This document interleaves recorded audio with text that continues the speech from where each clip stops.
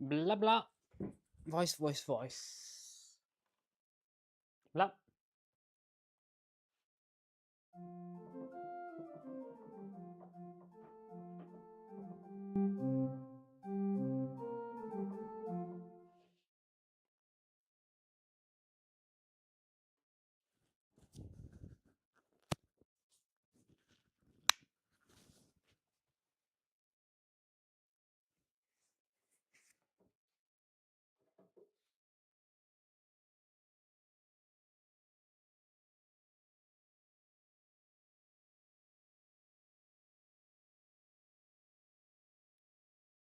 Okay, that's good.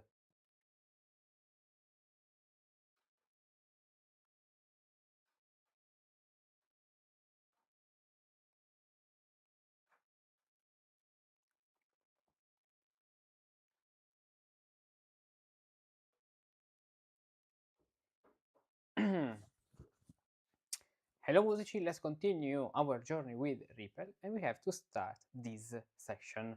So I don't know what's going to happen because it's a new section, so let's read it after the flower. But may I not rub one and another thing under the nose of the Ubstadeter in the future? For he holds himself above the greatest masters who do not have the time to make themselves familiar with the compass. In addition, he has written an entire musical name, book, or dictionary in which he gathers all the musical deeds. IG of my lord, of a thousands others like him, whose births, lives, and deaths are told in great details. Only he either leaves out the widely famous chapelmeister in O Poliswood and many other upright musicians, so he looks for nothing at all praiseworthy by which to remember them. And why are you worried about a big man, you small boy, even if a mosquito bites him on the sole of his foot? However, he would have without fail put you in the dictionary too, had he in fact not had so many issues with the first chapter.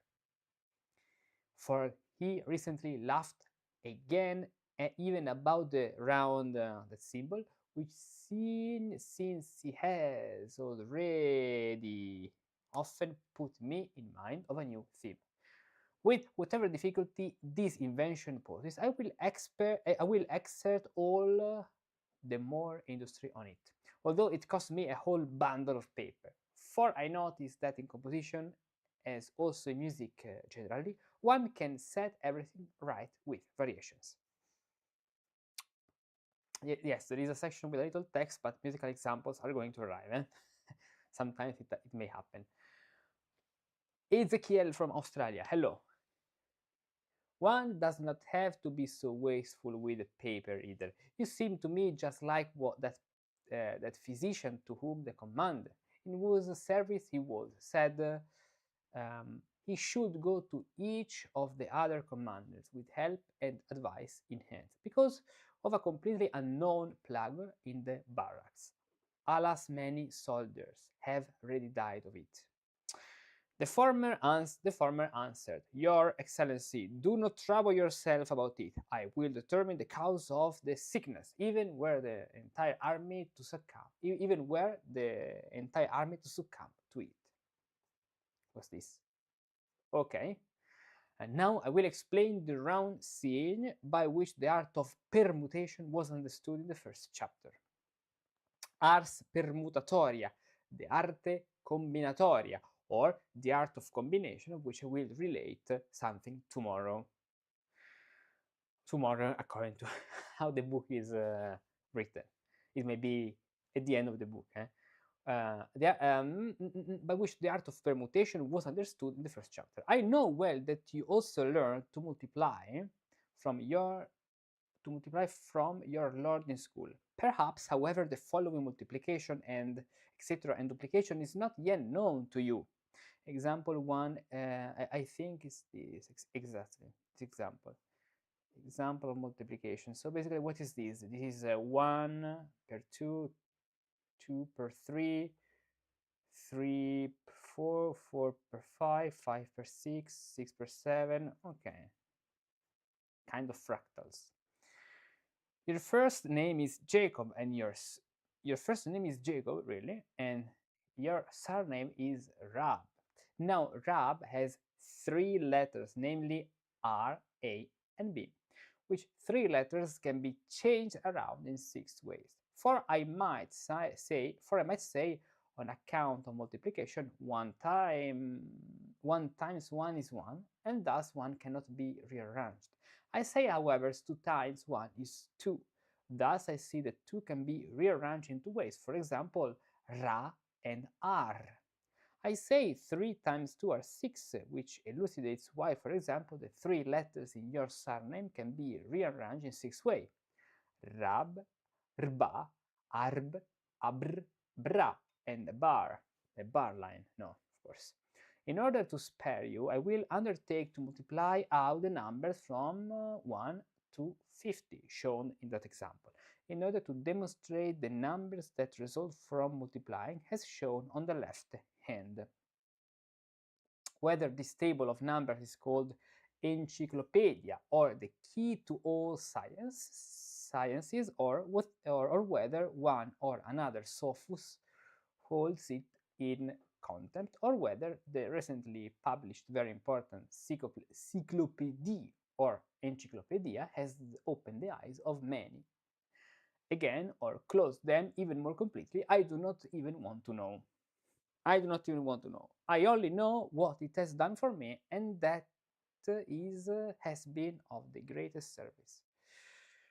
Thus, in this type of multiplication, I must once again multiply what results on the left hand by the number following on the right hand, and I say 1 times 1 is 1, 2 times 1 are 2, 3 times 2 makes 6, 4 times 6 makes 24, 5 times 24 makes 120, 6 times 120 make 720.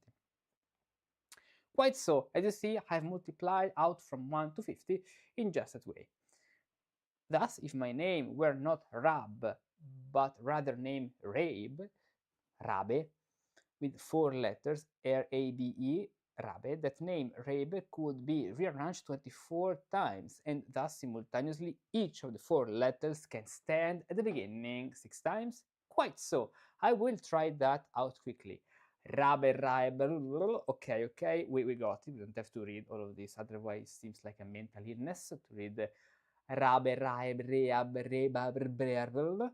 It is really true, you're right. The 4 letters remain the same, but were simply switched around. Thus, my baptismal name, Jacob, because it consists of 5 letters, can be switched 120 times, and furthermore, each of these 5 letters can stand at the front for 24 times, and thus can, as I can see in the multiplication table, 6 different things be switched around 720 times.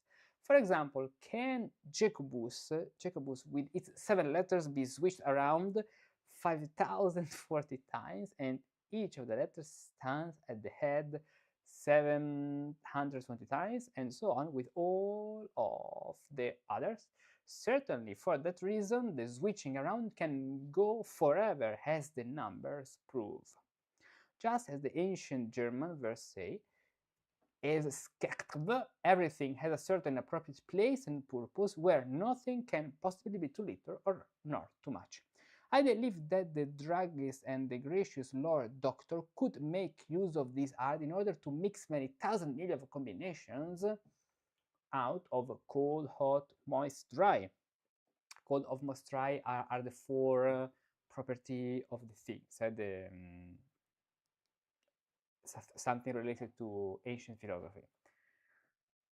And 20 more things, also by the cooks, in order to cook up their food in so many different ways. Furthermore, many roguish innkeeper may have the benefit of this method in order to mix his wines together.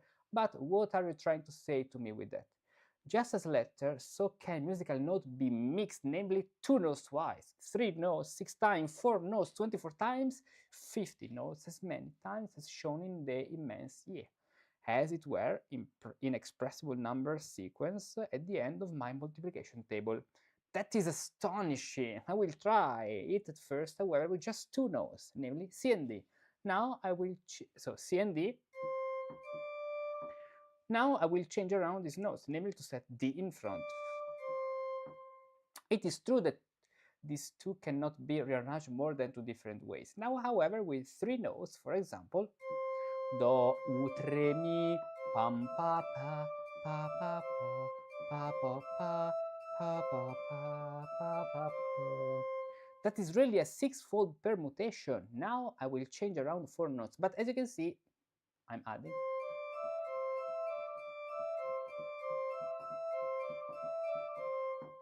It's a quite nice melody because you cannot find any triple which is repeating itself. So it's a very nice thing in the art of variation. Six-fold permutation. Now I will change around four notes, C, D, E, and F in 6/8 meter. So we have do, pa, pa, fa, do, re, fa, di, do, bi, re, fa, do, bi, fa, re, do, fa, mi, re, and going on that way up to the end. You have carried out your task very well. Each of the four notes remains in their designated place with proper order, namely the two quarter notes remain on the C and E throughout, and the two eighth notes, on the other hand, remain on D and F. Yes, so D and F is using the short note, the eighth note, and with C and D is using the long note, let's say the quarter note, combining and creating 24 possibilities. 24 combinations, as you can see from this picture. Then you have carried out your task very well. Each of the four notes are okay. However, I see that many of the permutations yield a melody that is not of much use, but rather too foreign. That doesn't matter. One out only to select the best of them. At the same time, music lovers are constantly asking for ever stranger ideas, and besides, no composer would be needed anymore. However, if I look at just these four notes, or rather your 24 permutations of them from before, choose a measure from them here and there, and if I combine them with one or two completely different measures, I can have 24 beginnings of a theme in a twinkling of an eye. In order to prove this to you visually, I will mark the newly added measures with the cross, but leave those, however, that already have numbers assigned to them. This way. So, do, re, mi, fa, fa, fa, pa, do, re, mi, fa, do, fa, sol, fa, mi. Nice. So we can see these are the two added measures, and these are the two measures arriving from the previous combinations, permutations. It is true that you have taken the first and third measures from my permutations. I would have recognized them even if you had done it without numbers 1 and 7. 1 and 7 because they mean number 1, this part, and number 7. This he took these two elements. I will continue in this manner. Then do, re, mi, fa, re, fa, mi, fa, do, pi, pi, pi, po, pa, pa, pa, pa. And here I see the second and the eighth of my permutations, which now from the first and fourth, rect third measures, so the mistake. First and third measures. Here they are. Now be still. I will derive something from each of your permutations. And now we have some melodies, 4 melodies. Let's play them.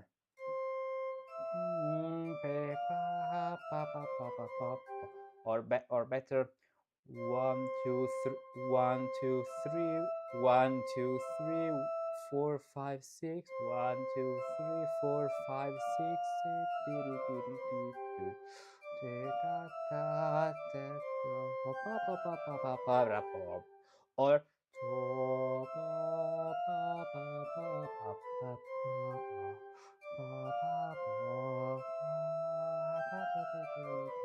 or now do,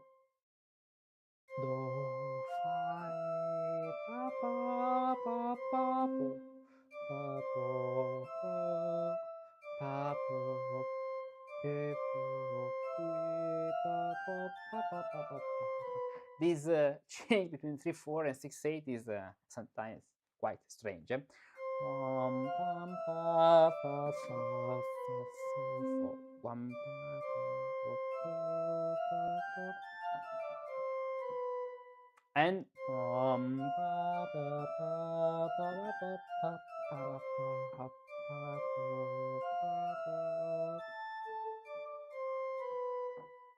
look, now have already taken care of 12 of your permutations, as you see, because however none of the other notes begins with a tonic C, I will place a completely different measures at the beginning and at the end in order to use the remaining 12 permutation like in fashion. So it's basically using all the permutation to create several melodies.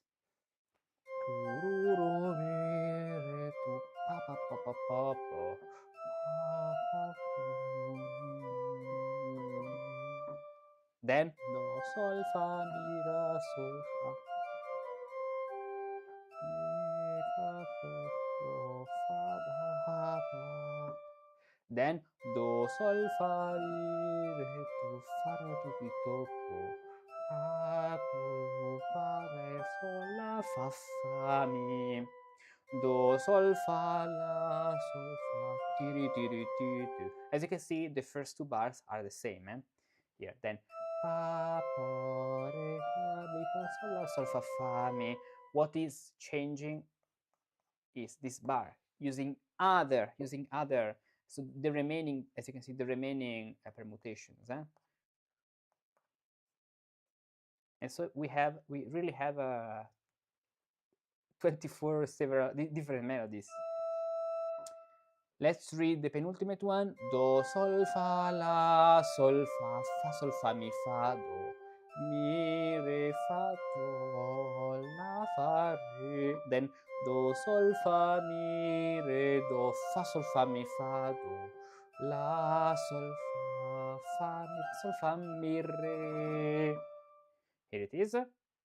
Then do, sol, fa, mi, re, do, ta, ta, ta, to, ta, to, fa, do, re, mi, la, re, sol, mi, or do, sol, fa, la, sol, fa, sto, ti, te, ti, ta, to, fa, do, ta, re, ti, te, ti, ta, ta, ta, ti, re. Next, the third one of this page.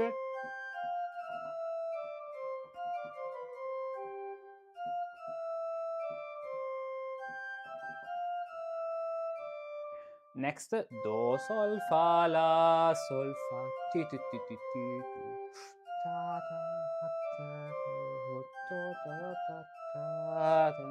Next, tu, ru, fa, la, sol, fa, ti, ri, ti, ti, ti, tu, fa, la, sol, fa, sol, ta, ta, ta, ti, ta, ta, mi, re. Next, do, sol, fa, la, sol, fa, sol, fa, mi, fa, do, fa, la, fa, sol, mi, fa, mi, re. Next, do, sol, fa, re, do, fa, re, do, si, do, fa, re, do, mi, la, sol, fa, mi, re. That is astonishing. That is not really astonishing, but completely natural. You will, however, hopefully recognize the arrangement of notes in 6/8 meter. Do, mi, re, fa, mi, do, fa, re. For in 3/8 meter, I would have to write the two measures in this way. So basically, here there is this line, and then he put these lines here in the middle of the 6/8 bars to create the two 3/8 bars. I know such arrangements are familiar to me from the first chapter. If I know likewise change around the notes of the newly added measures and combine them with your permutation, I could derive several thousand themes from them in an instant. I believe it, for as I see in the multiplication table, a mere 8 notes can already be changed around in 40,000 ways. And just as the notes, so entire measures can be changed around to the extent tolerated by tonal order and melody. When is something, a dot arriving, because this is becoming very long. Okay, we can stop here. I understand that two, namely 5 names, Jacob, Philip, Hans Michael, Gerard, and Adam, can be changed or shifted around 120 times, just as if they were 5 single letters. But if one wanted to change around these 5 names as well as their letter, a very large number would result once again. A very large number, to be sure, because in these 5 names there are almost more than 20 letters. The number would run not into just millions or billions, but trillions. One might merely count up the letters and find the number in that table. But it seems to me that the mere concept of this art of permutation is sufficient to remind me henceforth of a new theme, and to vary my compositions at my discretion in thousands and thousands of ways. Formerly, I had to reflect a long time in order to compose a fermata cadenza, during which the accompanying instruments remain silent. Now, however, I will always just take the next best measures out of the aria, which will provide me with an introduction to it. Indeed, that would yield 20 cadenzas from one measure from a single aria. This is important because how can you create a phrase which is similar but not the same, okay? To have more variety, or a subject with a little variations. What can you change? What can you do? This is a technique you can use. The technique we saw before. Now, however, I will always just stay.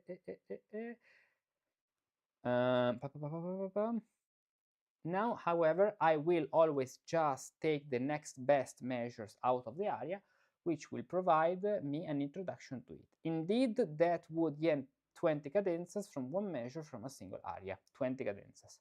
And because I already understand a little about figure bass, it will not be difficult for me to likewise sing and to vary one aria 20 times, or one after the other. My Lord will be amazed, for he has thought quite often how it is possible that after so many things have been composed in this world and are still being composed, all these 1,000,000,000 musical pieces are nearly as different from one another as are men among themselves, whose outward appearance and feelings are so various. I won't mention enduring clothing styles, but painters, portrait artists, and generally all artists must have some form of these permutations in order to invent every new thing. I myself, although with difficulty, have made countless variations upon the first chapter, so that unfortunately I really began to be arrogant about it, and to ascribe to my own abilities that which is merely placed there by nature, which now, thanks heaven, I'm learning by means of the art of permutation. Mustn't the orator also be well versed in this? Without a doubt. I have been assured for many years that even the Greek heathen philosopher Aristotle invented and pondered all types of syllogisms, and indeed other innumerable super decim partiens quadragesimas quinta by means of permutation. I challenge all the American people, English people, to read this Latin word. Super octo decim partiens quadragesima quintas by means of permutation, with the help of these unbelieving followers in the beloved garden house that lay outside the city of Athens. Was it not he would invented gunpowder? No, he did not invent gunpowder, but it is claimed that he drowned himself in despair. How could the obstinate villain not have had the foresight to realize that God did not create the world and its people so that each could shorten his life according to his own whim? But did he know that then that, for example, 5, 6 or more letters could be rearranged just so many times and not more? The writer whose work I have here on this table is said to have that. You see, I mean that each of the following two measures can be rearranged 720 times. For example, please don't put all the times, all the possibilities. Do, re, mi, fa, sol, la, or mi, sol, fa, mi, re, do. The first measure can certainly be arranged 720 times, but not the second. Why? Because probably there is the same notes repeated. That is something new. And why not? Doesn't it have 6 notes just as the first? Because the first has 6 different notes, while the second has rather 2 alike, namely 2 is. One still counts the 720, but must divide it by the number 2. From that division, 360 results. From this, one can conclude that 6 notes, of which 2 are the same, can be rearranged only 360 times, and under no circumstances 720 times. If, however, several or all sorts of like notes are found in a single measure. If, however, several or all sorts of like notes are found in a single measure, so even with different rhythms or repetition. Or do, re, mi, fa, fa. Then one must look for an entirely new rule. For here, in the first measure, there are 3 C's and 2 D's. Therefore, I say that 3 can be rearranged 6 times and 2 twice. I then multiply these together and say 2 times 6 makes 12. With this 12, I divide the 120, which 120 arises here as usually, from the number 5 and arrive at 10. Thus, the first measure can be rearranged 10 times and not more. Okay, and here the example. Pom, pom, pam, pam, pom, or do, nom, pom, pam, pam. And I leave you to play the other melodies. Let's see. This chapter is really heavy, I mean, okay.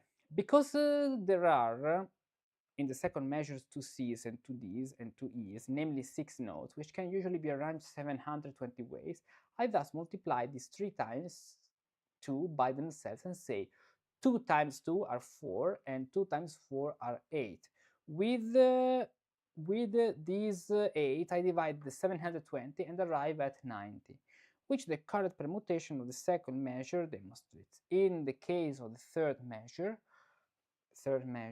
I have 2 C's and 2 D's and 2 E's, okay, and 2 F's. So I multiply these 4 twos together and say 2 times 4 makes 4, 2 times 2 makes 4, and 2 times 4 makes 8, and 2 times 8 makes 16. So it's talking about this measure, the third one, because we have 4 notes.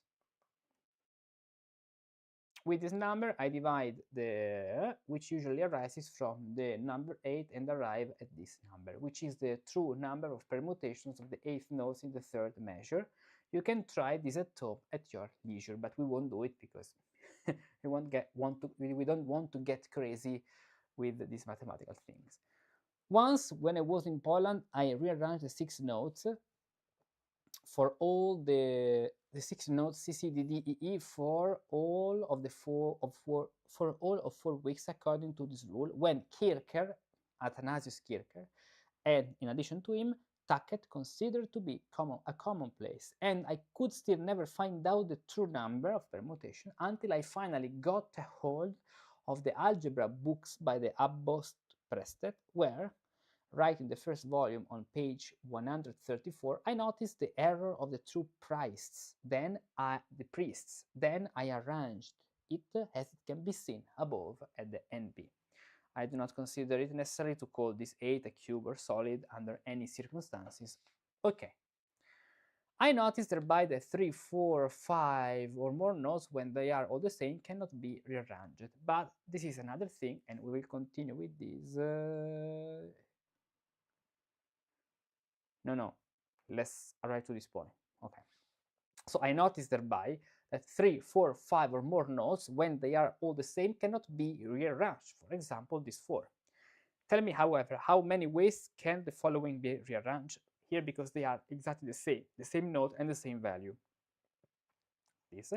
And these 4 can be rearranged in 24 different ways, because they differ from each other in respect to their duration.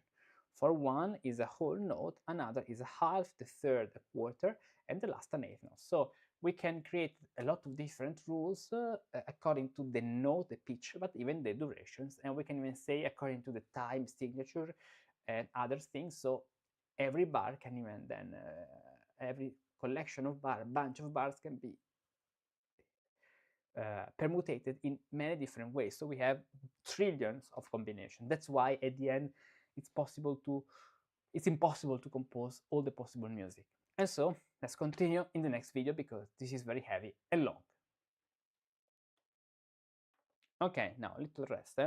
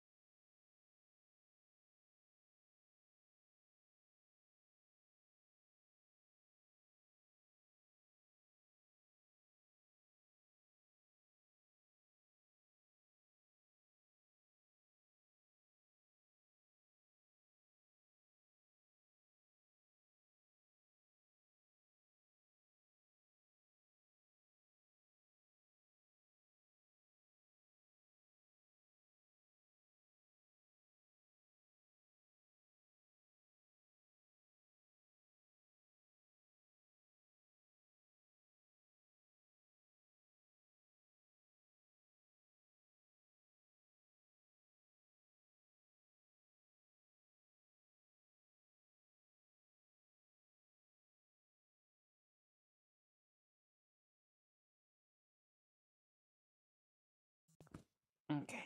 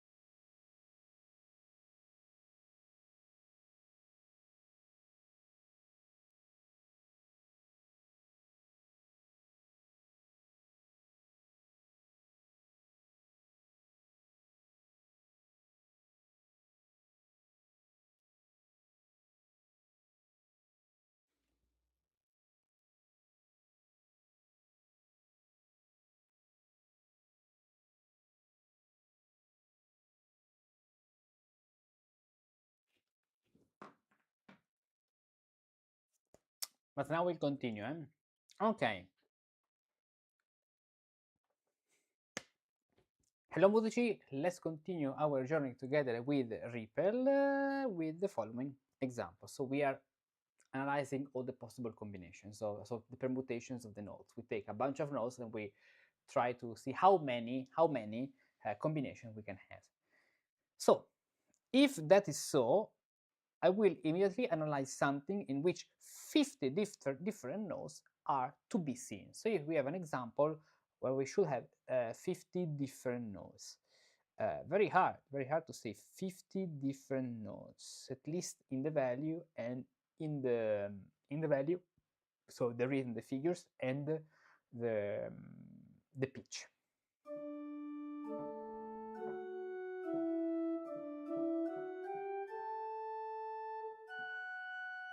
Tan. Wait. Let's play it again. Pam pam pam pam pam pam pam pam pam pam pam pam pam pam pam pam pam pam pa pa pa pam pam pam 1 2 3 1 2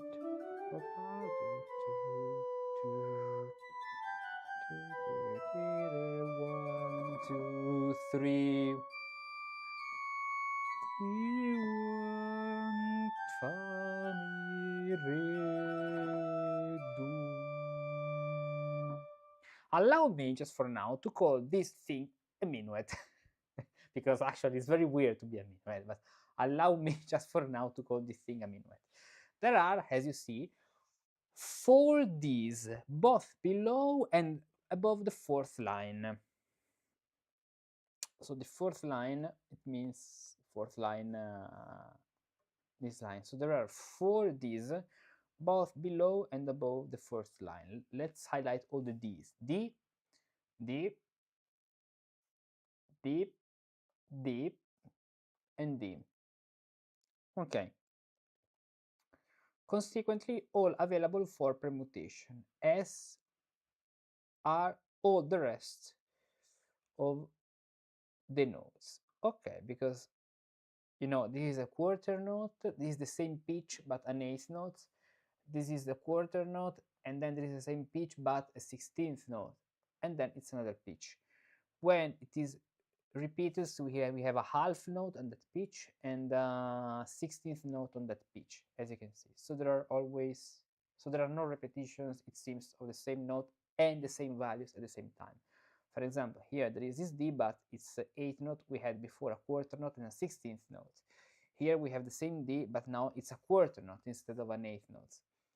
And then the last note here is a half note with a dot. Indeed, I count 50 completely different notes therein that allow permutations throughout, because, for example, 1A is a quarter, 1 is an eighth, 1 is a low, and 1 is higher, and so on with all the rest, exactly. So there is not any repetition of the same note which is repeated as the same pitch and value. I know well that most of the permutation would really sound quite strange, but how long will I have to work with this? Okay, don't spend more than 1 day, otherwise, because it's not anymore music. You are very foolish even after you have the monstrous numbers of the multiplication table before your eyes. Look, in these minuets there are 2 systems, therefore 10 systems would fit on an entire page and 40 on an entire bifolio, so double page, or exactly 20 permutations. I will now assert that if you were able to write 10 bifolios per day, it would be 200 permutations per day. Thus, in a full year, you would produce 3,000 permutations. Now, if you could live 1,000 million years, always thus continually permuting, and 1,000 copies were to assist you throughout this long time, today with ChatGPT will be easier. These permutations will scarcely make up the first third part of the possible permutations that are hidden in your minuet. Just do a little of the multiplication and look at the size of the numbers next to the 50 in the table. Astonishing. In this way, the entire Earth could be covered with this single minuet. Nice. Let's cover the world, discover the Earth with one single minuet. On the other hand, this is something that French musicians would do, because French, they always want to conquer the world. On the other hand, they should not fall for a certain writer.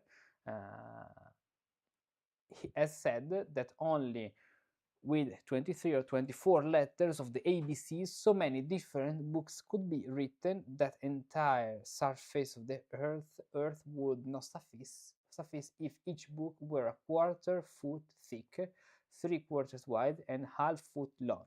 In another place, he shows that if the book stood upright, 17 circumferences of the earth, land and sea together, would not be long enough. Whoever has any doubt of the one or the other and has time can take the time to check. The two of us will now let lie these books in all their length and breadth. And that was something about the art of permutation. So I stopped that point, and now he's finished. Okay, but let's see what's going to talk about. I have taken such delight in this art of permutations or art of invention. Why invention? Because the invention is that part of the rhetoric which consists in inventing, as it says, new topic or related topic, or for a speech. In music, creating musical ideas, which are basically simple and short melodies. That I have decided to talk another full hours about it. Another full half hour about it. You will not be able to forget about it anyway, but pay attention, for we now are really beginning with tonal order. Do you know how one recognizes a tonic note? Certainly, by the beginning and especially by the last cadence, for one can often begin instead of the tonic, namely with the fifth. Okay, so now there's another completely different topic, which is the tonic. So I'll continue with this in the next video. So we finish the art of permutation, and the next video we talk about the tonic. Okay.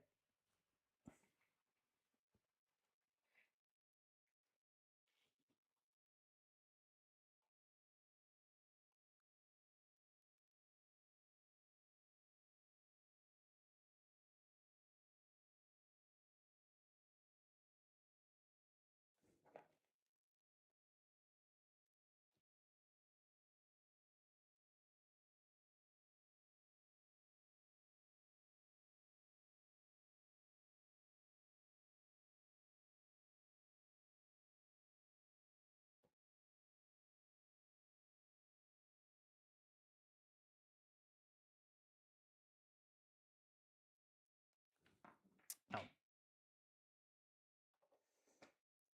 hello Musici, let's continue our journey together with Riepel, and we're talking about the tonic. So how to recognize a tonic in a piece. Let's see what's going to say. So after talking about the permutation, we have a new section, which is the following one. First of all, I can see that the cam is not the perfect place here, but now it is. It's much better. Certainly, by the beginning, and especially, okay, so but pay attention. Do you know how one recognizes a tonic note? This is the topic. Certainly, by the beginning and especially by the last cadence, for one can often begin instead of the tonic, namely with the fifth. Exactly, in D major, you can start with A. Or below, also with the fifth. Let's see. So, or sol, la, sol, fa, mi, fa, do. Or below, also with the fifth. Sol, fa, pi, sol, mi, do. Here I guess it's a little typo. Mi, sol, mi, do. Okay. Indeed, there is a correction to say B. Okay. Then, re, fa, mi, sol, mi, do. Now, All these openings are in C, regardless of the fact that they make their entrances with G.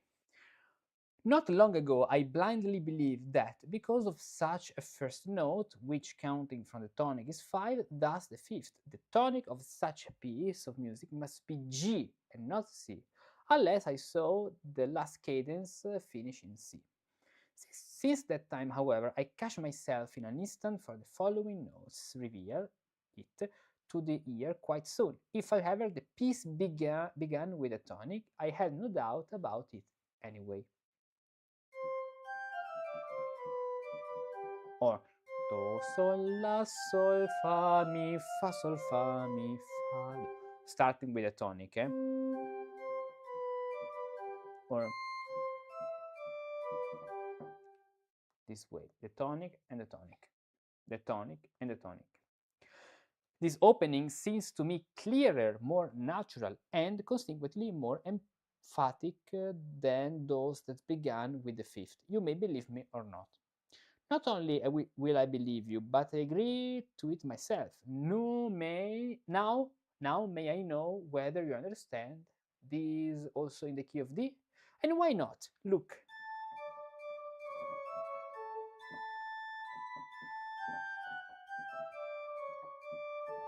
Then, beginning here on the tonic note,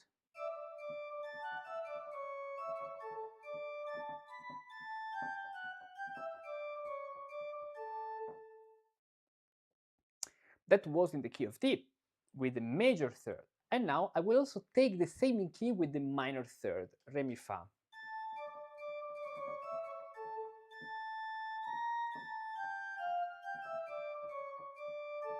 Or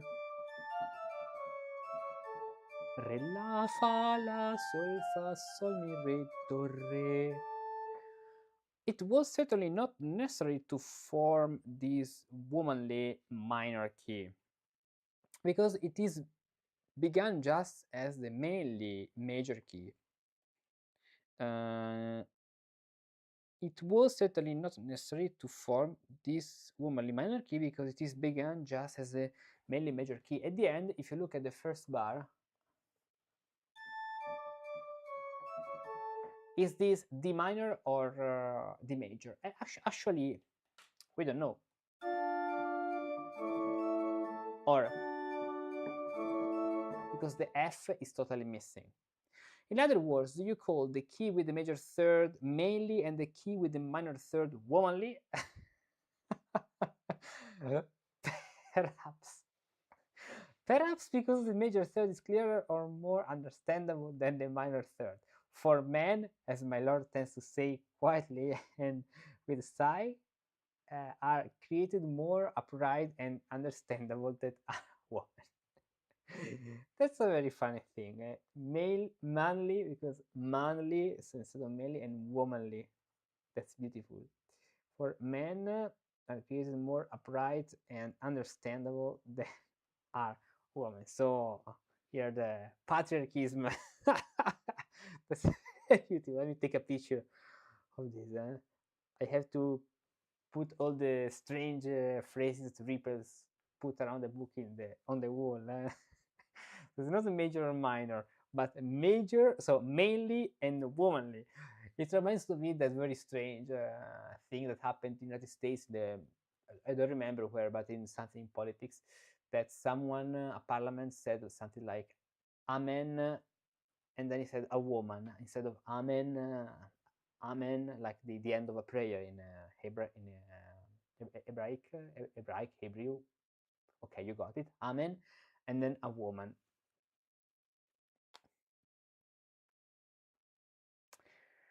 Be careful. Not so there are a lot of mental diseases, illnesses today.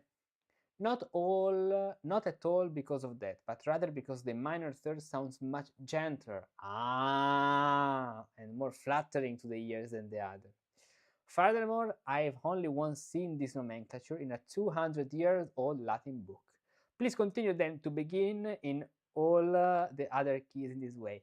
Yes, a woman, Ezekiel, I'll send you the video, but if you type on Google, Amen, a woman, a woman, right? A woman. You'll find it's very stupid. Mercy, why do you want to torture me so long with all of this writing? No doubt, every discantist knows that every key is formulated in this way. Now, just from the previous example, only in the key of G. I already understand you.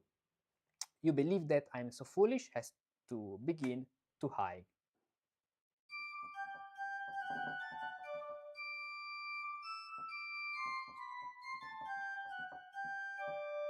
For that reason, I still do not say hard this of D when I mean an overall tonality, okay? But it's a note related to this. Okay, let's go on.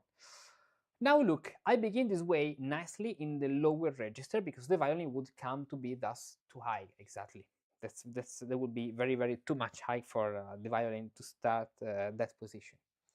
So fa fa pa pa pa. Oh, then sol la sol fa mi fa sol fa mi fa do. Then do do di do. Or starting with the tonic, beginning with the tonic, do la sol fa sol fa mi fa do. And such a transposition a discantist can make just as well as you, with all the pitches in key. At one time you will call the 5 lines a staff, and at another time a system. Tell me instead if one cannot also begin with the 3rd degree. No, I advise you to do this neither at the beginning nor at the cadence. However, I will explain to you a critical exception to that, especially in many voice pieces. The everything before the everything the evening before last, I heard outside on the bench beneath my windows 2 drunken women who had a bottle of brandy with them. It's really, it's fixed with the woman and drunken things. Eh? Of course, he's German. No, from Austria.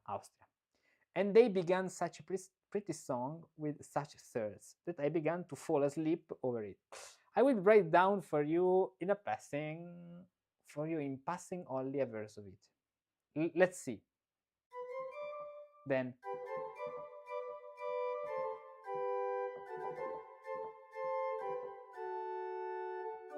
so adagio, adagio. I'm playing too fast. Pa pa pum pum pum pum pa do do do do do do do do do do do.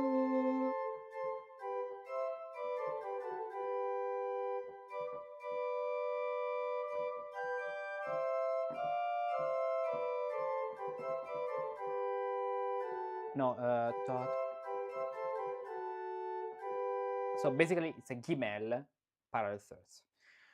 Such songs, always including the text cautiously, may well put to sleep such a worthy ne'er-do-well, okay, who takes the third for a perfect consonance, and you're also not worth a kreutzer more than those aforementioned poor wretches. If something so tasteless puts you to sleep, I regret that I ever steered my quill on your behalf. Oh no, it didn't please me, but rather my wife. Look, the minuet from Swabia also begins with a third, and in addition, some incompletely starring measures follow each other, but nevertheless, overall, it pleases people quite well. The beginning sounds this way. So a minuet, which is starting with a third now. Fa do sol fa do ta ti ta ta ta ti do sol pa tum pam pa. Indeed, people generally like whatever is unusual, but if these and similar melodies were so good, even a Swabian quintessence, we must still always abide by natural rules. However, I also have seen the following opening and be in the music of a great master. So not by 2 drunken women. Women.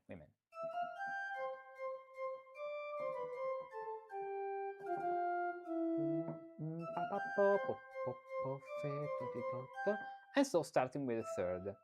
It was, however, preceded by an andante, so that even this opening did not sound bad. But I remember having heard an opening on the 6th degree, and to be sure by a very great master.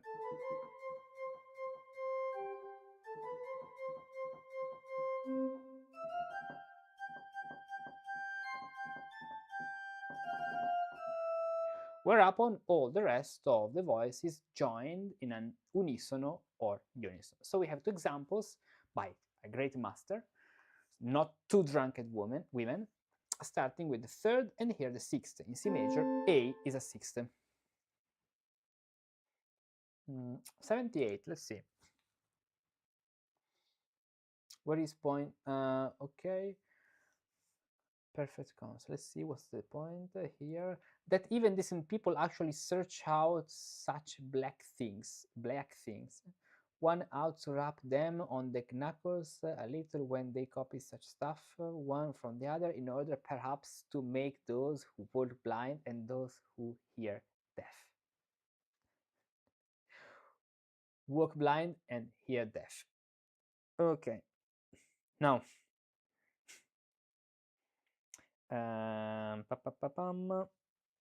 here it is. The youth is really driving me into a corner. You're right. One occasionally even sees arias that begin on other than the tonic or its fifth, so beginning on other notes. Such an accident or idea always happens with forethought, and this either in view of the text or of the theme itself. The orators tends to call such an extraordinary beginning in their orations ex abrupto, that is, abrupt, unexpected, unfilled, even imperfect. This ex abrupto suddenly imposes an astonished attentiveness upon the listeners. You, however, can hold off on this for a few years yet, and thereafter compose one such ex abruptio every 2 years. However, I want finally to allow you to begin with the third, if preceding it a cadence were also to be concluded with the same pitch. However, I want finally to allow you to begin with the third, if preceding it a cadence were also to be concluded with the same pitch. Let's see.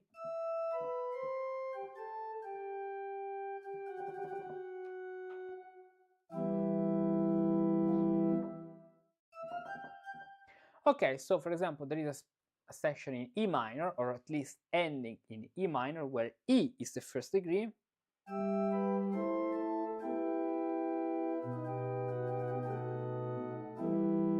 Andante, then the allegro start with the same note, but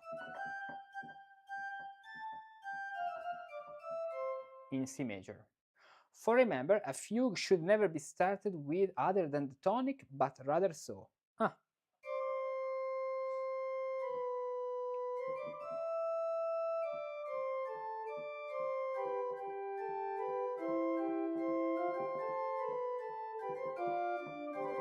We should tell back about this rule, provided that either the entire piece stands in the fifth, or else if it only closes with a full cadence, or else with a half cadence on the fifth, then one can allow the fugue to begin quite well on the fifth. So provided that either the entire piece stands in the fifth, or else if it only closes with a full cadence, or else with a half cadence on the fifth, then one can allow the fugue to begin quite well on the fifth, which is generally called a church cadence, the half cadence, because one seldom makes use of this outside of church. So probably he's talking about more than what we call half cadence. Okay, the church cadence. Let's see here the church cadence. So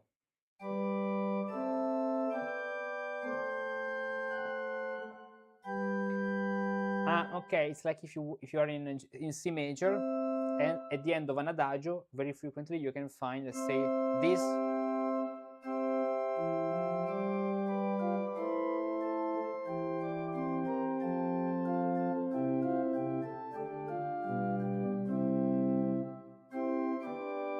then the final adagio connecting to the fifth degree.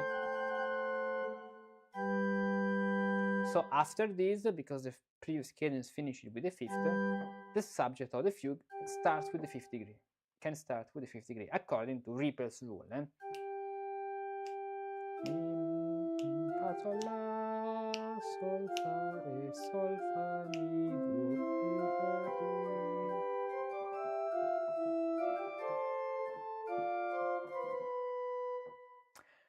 Thus, I could even begin with the fourth of it. For example, with the fourth, if, for example, an adagio or an andante ending on such a fourth, or even on the fifth, were to precede it. In order to make my opinion clear to you, I will set down only the last cadence of such an andante as follows. So we have an andante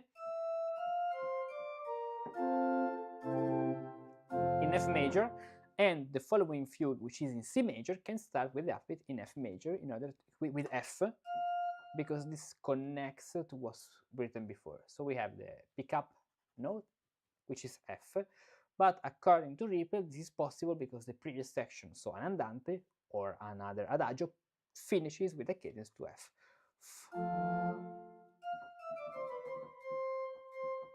But starting a fugue from F, from the fourth degree, would be very strange. But here we have a cadence.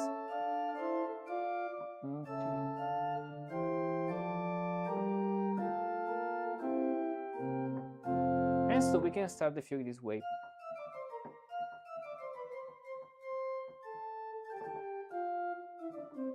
Fugue or an adagio, or an allegro, another movement.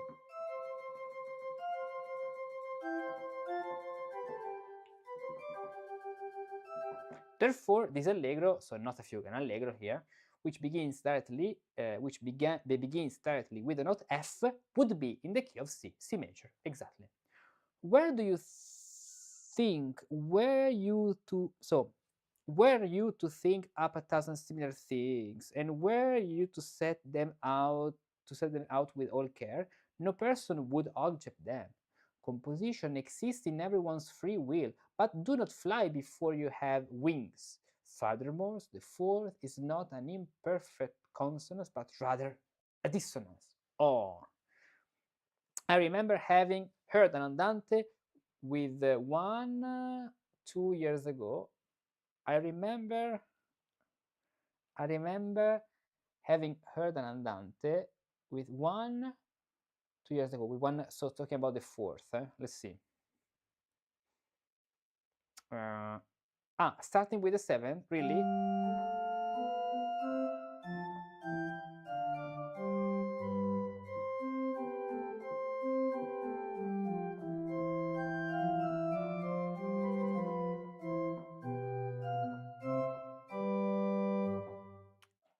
And so this is the fourth he's talking about. Andante C major starting with F, and that's an F. It's not a mistake, because we can see, even if written, the scan is not the best thing, but there is a 7, a 5, and a third. Fa, mi, la, sol, fa, mi,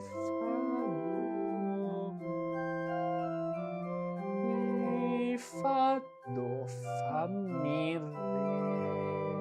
Because it is an opening ex abruptio, that's why. Either a church cadence, a fermata, or perhaps a short largo in G must have preceded this, so it would be very strange to directly start this way. Something, for example, ending in F major.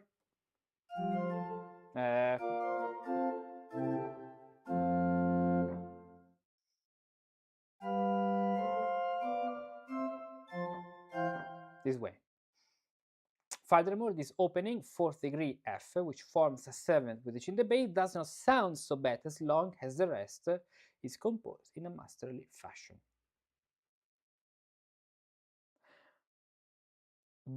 By the same master, I once heard an andante that, well, but wait a moment, there are two notes which seems to be very important. The first one is 81,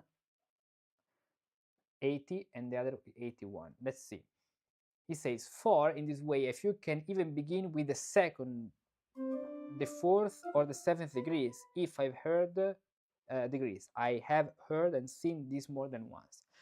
81, and in fact, such a dissonance that many harmonists would much rather hear.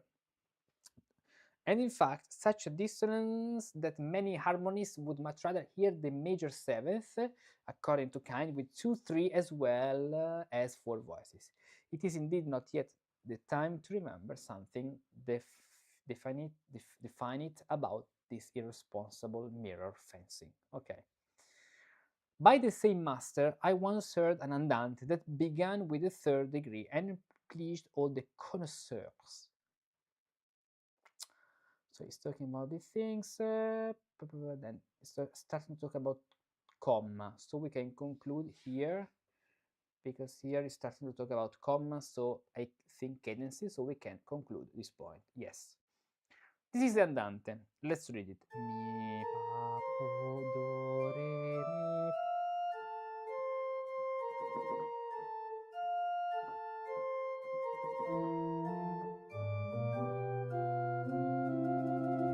Starting with the third. F was the tonic key. Okay. Because you know every key very well, we will proceed to our principal task. Have we not already properly dealt with the tonal order? No, that was only your first greeting and way of saying good morning. Good morning. Now we will at least explain that amazing long third principal word. Notice that in the first chapter I explained 2 commas. Now, however, since you are ready to handle a bit more, I will tell you that the first of them was not a real comma absatz, but rather only a segment or cesura. What is the difference between the one and the other? But this is something we're going to talk about in the next video, of course, because we are starting a new topic about the comma. Does Himelian major seventh above the G makes the F sharp at the start of the above example? Does he mean major seventh above the G make the F sharp at the start of the above example? This no. It's saying that this is an opening ex abruptio, either a church or even called or a church cadence or a fermata, or perhaps a short largo in G must have preceded it. Furthermore, this opening fourth degree F, which forms a seventh with the G in the bass, does not sound so bad as long as the rest is composed in a masterly fashion. He says a short largo in G. In the footnote, which is so which one? Okay. When he says major seventh, you mean 81. So 81 is written then here. So further, were you to think up 1,000 similar things, and were you to set them out with all care, no person would object to them. Composition exists in everyone's free will, but do not fly before you have wings. Furthermore, the fourth is not an imperfect consonance, but rather a dissonance. And in fact, such a dissonance that many harmonists would much rather hear the major seventh, according to Kind, with 2-3 as well as 4 voices. It is indeed not yet the time to remember something defined about this irresponsible mirroring fencing. And in fact, such a dissonance, so that many harmonists would much rather hear the major seventh, but major seven actually is not clear, even to me, the fact of the major seventh. It's clear the fact of the seventh, because when you have the 4-3 at the end, this 4-3, the fourth is mainly a 7, so there is a seventh. but it's not a major 7. Or it's maybe talking about, because in order to have the major 7th, we need the augmented 4th. Okay, or because we can even do, let's say,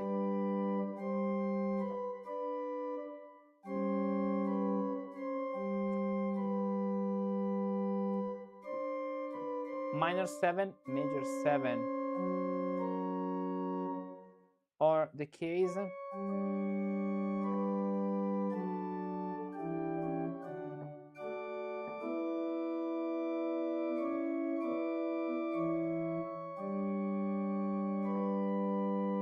that would be very strange, where it says major 7th. It says major 7th above the G makes the F sharp at the start of the above example. And in fact, such a dissonance that many harmonists would much rather hear the major 7th, according to Kine. I don't know. It is not clear to me actually, but let's go on. It's just a little thing. I don't think it's so much important. But I'll send you, if you want, I'll export these 2 pages to you on Discord now. So if you want, you can deep dive into it. It is referring to a previous example. I know, but I don't want to get crazy on these things. I'm just reading to find things that are very important. Probably, maybe he means that F sharp because ending in F major, in G major with the andante in G major. I don't know. It is not at all clear to me. We'll see in one of the next videos. I don't know.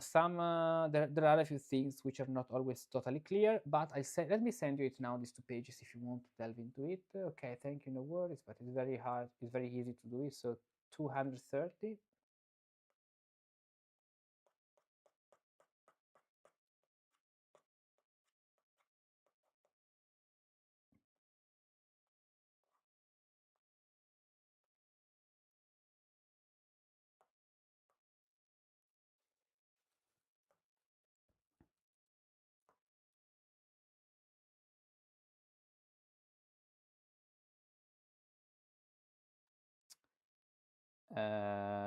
Wait, what's your name?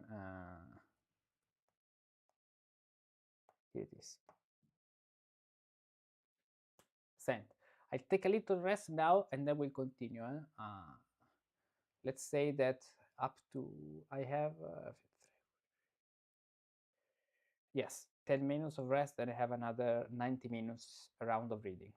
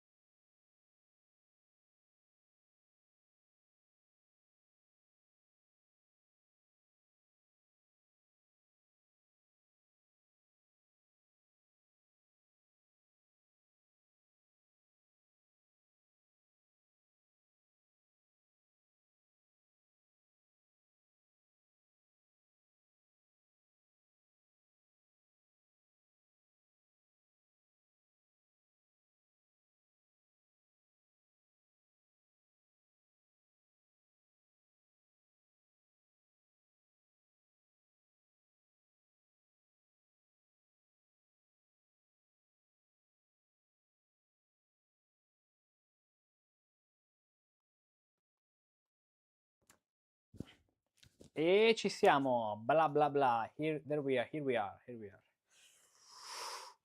To continue with Riepel.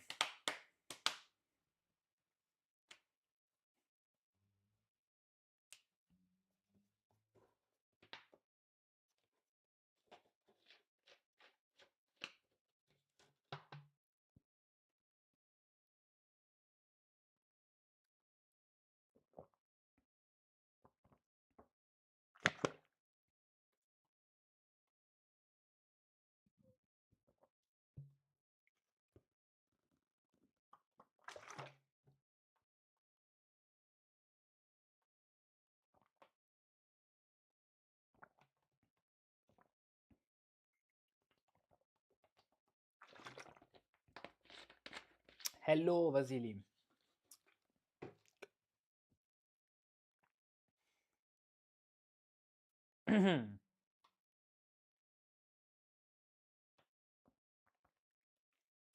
Hello, Musici. Let's continue our journey with Riepel. We finished a session about how to identify the key, and now we're going to talk about cadences, and more specifically, commas. Here, let's continue. We arrive at this point, and he says, so because you know every key very well, we will proceed to our principal task. Have we not already properly dealt with tonal order? No, that was only your first greeting and way to say good morning. Now we will at least explain that amazing long third principal word. Notice that in the first chapter I explained two commas. Now, however, since you are ready to handle a bit more, I will tell you that the first of them was not a real comma, absatz, but rather only a segment or cesura, ab oder Einschnitt. What is the difference between one and the other? There are all sorts of cesuras, but only two kinds of commas. One is called a tonic comma, Grundabsatz, because it always takes its positions at the tonic. So it concludes, which means that it concludes with a tonic. The second, however, is called the changing comma, Anderungsabsatz, because after it, a change, Ausweichung of key always appears. Now, it all depends on whether you're ready to grasp this difficulty and useful materials by means of mere examples. Otherwise, I would rather not begin with it at all. If we rely on idle verbal explanations alone, we would spend an entire half year without becoming any the wiser for it, because we would have to think up far more names than the Latin poets for their poetic meters. Concerning this, see Scaliger. I just mean for those who would not believe it now. Since I was able to find myself within the subject in the first chapter, it will not be too difficult for me. I will use only the 3-4 meters most of the time, because experience has already taught me that you know very well to orient yourself in the other meters without the least trouble. That is fine with me. Just begin. We will also stay with the key of C major. And so we have an example. Fa, la, sol, do, re, mi, fa, sol, fa, mi, re, do. Tonic comma. So a comma, a little comma, virgola, comma, in the tonic at the first degree. Now the tonic here is a C, and because the fourth or last measure here has its location on C, it is for that reason called a tonic comma. That is quite easy to understand. Look, I will show this comma even more clearly. And then there's another example.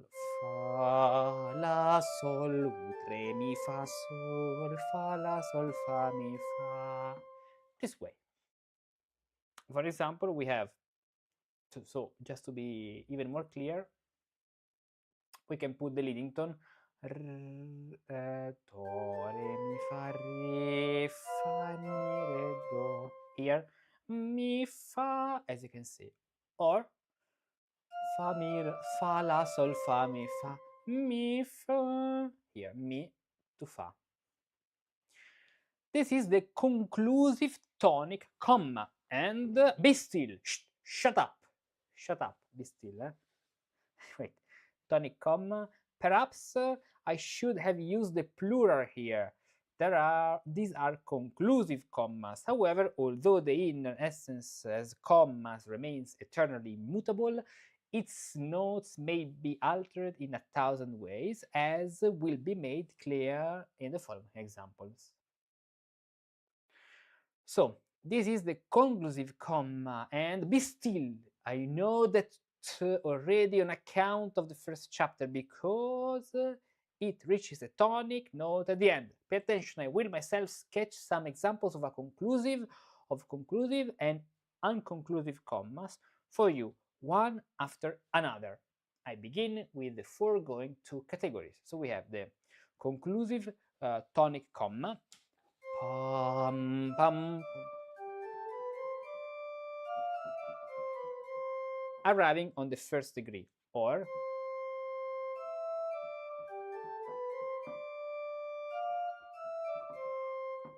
conclusive tonic comma arriving on the first degree. Then, second example, or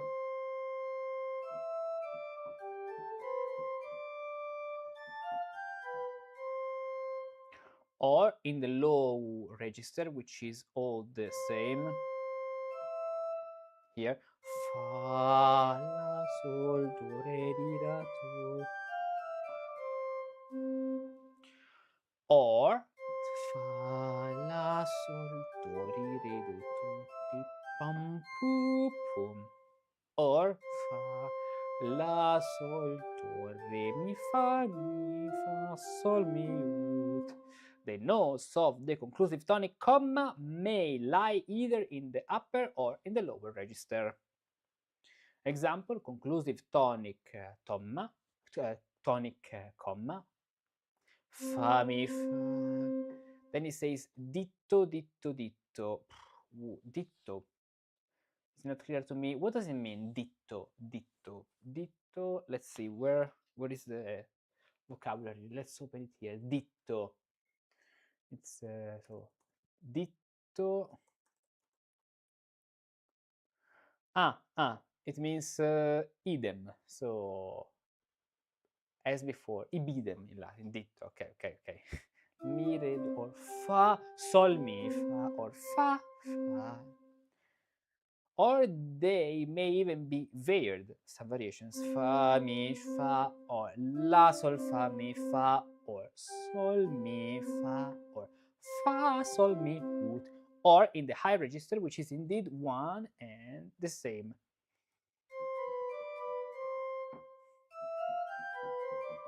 Pa, pa, pa, pa, pa, pa, pam, or quite incomparable. Now I will tackle the unconclusive tonic comma, which is fa, la, sol, re, mi, fa, sol, fa, mi. Unconclusive because it's finishing with a third.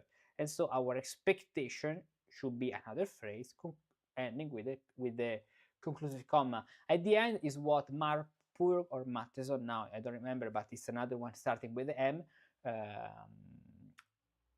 says as the feminine cadence, as the womanly cadence, the feminine cadence for the unconclusive comma, and the masculine cadence for the ending one. So the manly cadence, the main cadence is the masculine cadence, and the womanly cadence ending with the third, so the feminine cadence. Now,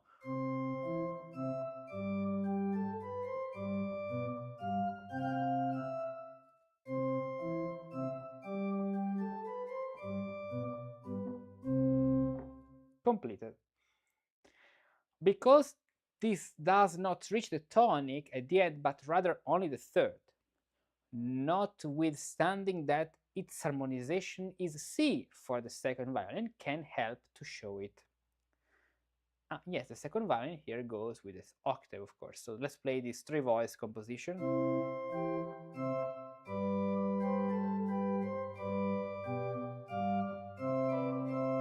Or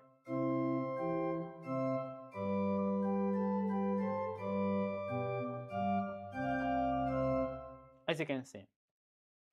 What is more, my ear indicates to me herewith another unconclusive tonic comma with the fifth degree.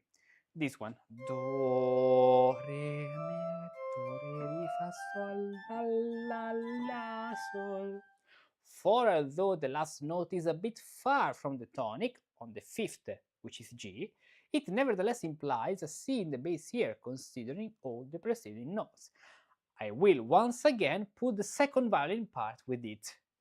Do, re, mi, do, re, fa, sol, la, la, la, sol. Or do, re, mi, fa, sol, sol, la, sol. I will show them to you separated from the preceding notes in the high register as well as in the low, namely those that belong to the tonic comma. Mi, re, mi, then fa, mi, la, sol. In the lower register, mi, re, mi, fa, mi, la, sol. There they turn out scarcely different, as approximately thus. Mi, fa, re, fa, mi, or mi, fa, sol, fa, re, mi, or fa, mi, or fa, mi, re, mi, then la, sol, fa, sol, or in the lower register, mi, fa, mi, re, fa, mi, or fa, mi, or fa, mi, or fa, mi, re, fa, mi, fa, fa, fa, mi, re, fa, mi, or la, sol, la, fa, sol. And that explains the duality between conclusive and unconclusive tonic commas, if you are satisfied with it. My heart rejoice, rejoice, rejoice, that's greatly, you know, that A from the Messiah. I even thought, meanwhile, that it is no longer necessary to write out for you a chapter on the bass. So well have you done with it right away. You must by no means think so, for I have simply followed my ear in everything. Now I must say to you that all the notes after the tonic comma, be they short, long, thick, or thin, immediately hurry toward the changing comma, just as if one kind of comma could not live without the other. So then there is a tonic comma and a changing comma. Let's see.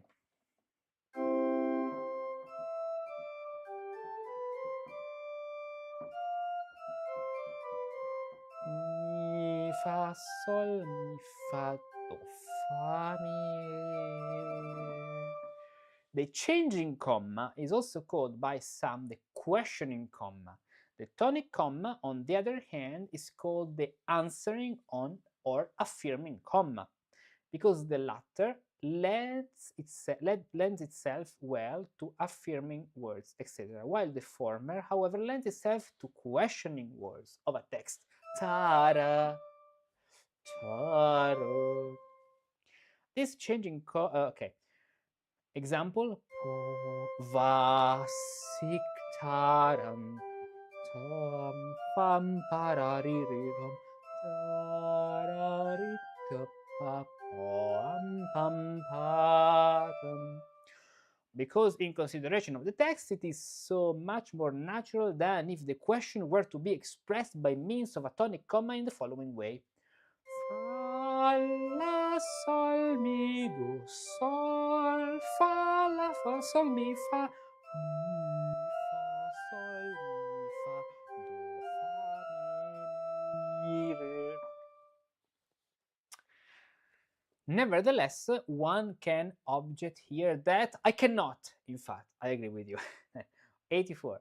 One should not be so stubborn here, because the answering words was ich kann, das sei ich will, what I can do, I will show you, what I can do, I will show you, is bound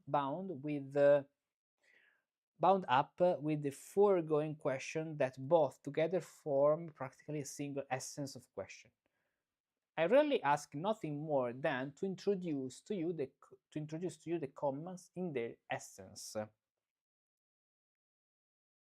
Many discantists, or perhaps even real composers, may be opposed to the theory or philosophy of a particular text, or they maybe not wish to think about it at all. I, however, cannot help it that my ears were made like this.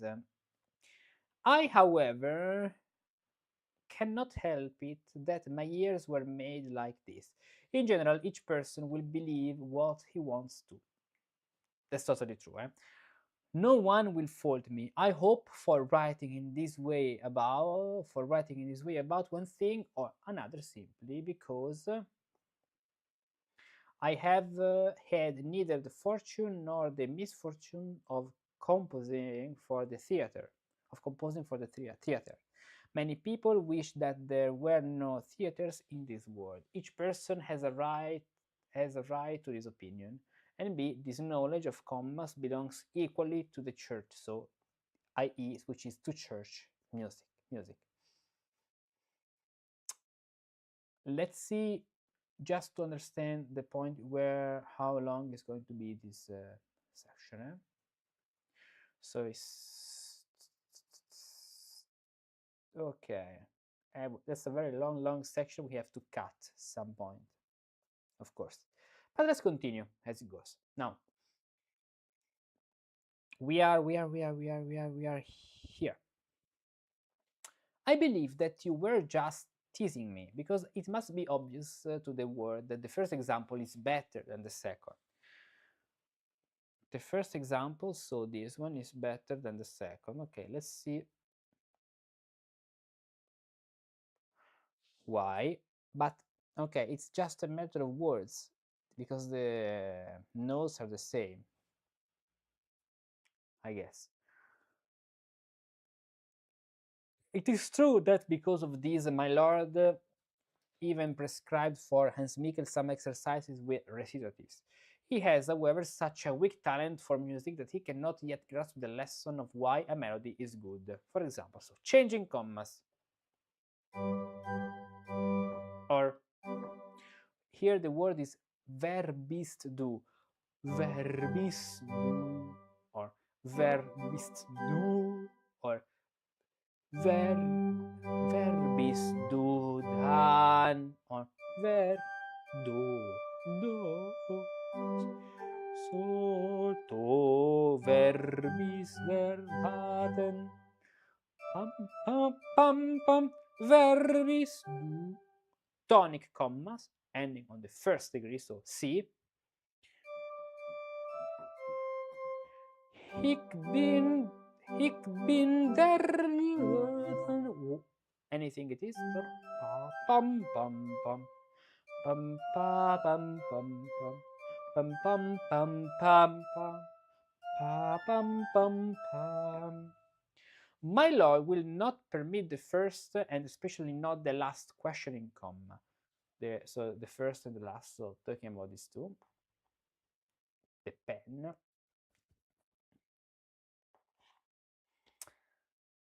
Because the nose descends.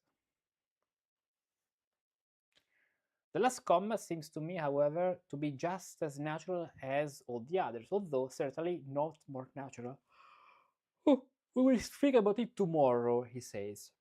Now, however, Hans Mikkel did not even understand that in the penultimate questioning comma, where the mark cross is placed, as well in all the following affirming commas, the notes are written this way only for the sake of the bass, but they are sung as follow. So this example is talking about this example, and the others with the cross. Written this way for the sake of the bass, but sung as follow. Ah, In the recitative, yes, they're written this way, but they are sung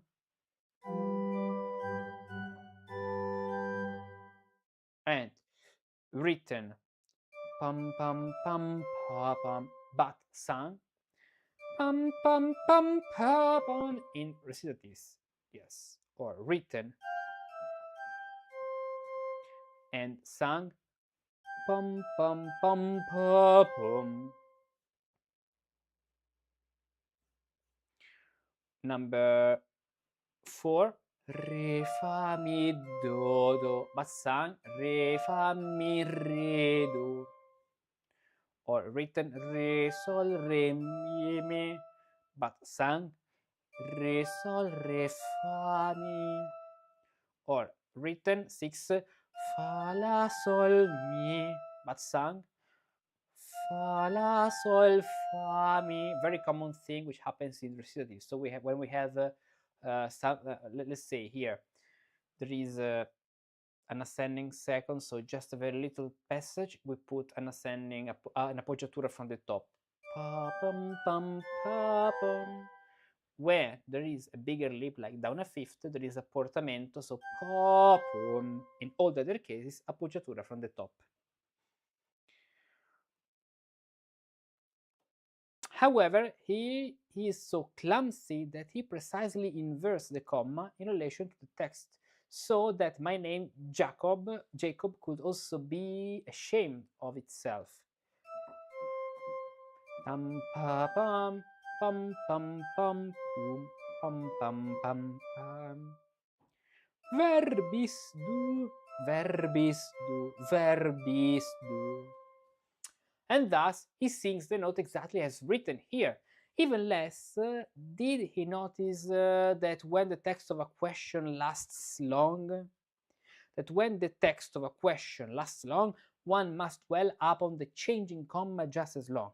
He goes, however, with the bass at every instant and without a single reason, even into the chromatic notes. He goes, however, with the bass. Even less, did he notice that when the text of a question lasts long, one must dwell upon the changing comma just as long.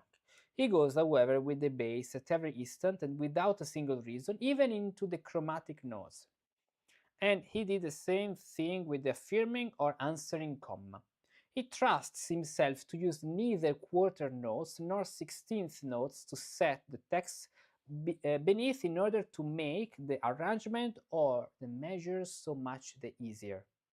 Why not? Because he does not know that singer would pay no attention, but rather give more to the proper expression of the words. In 2 or 3 minutes, my lord explained to me these things about which Hans Michael has doubts. But we have the changing comma before us, which has G in its harmony with respect to the bass, and forms a fifth with it. It is no less conclusive and unconclusive, and can also be veered.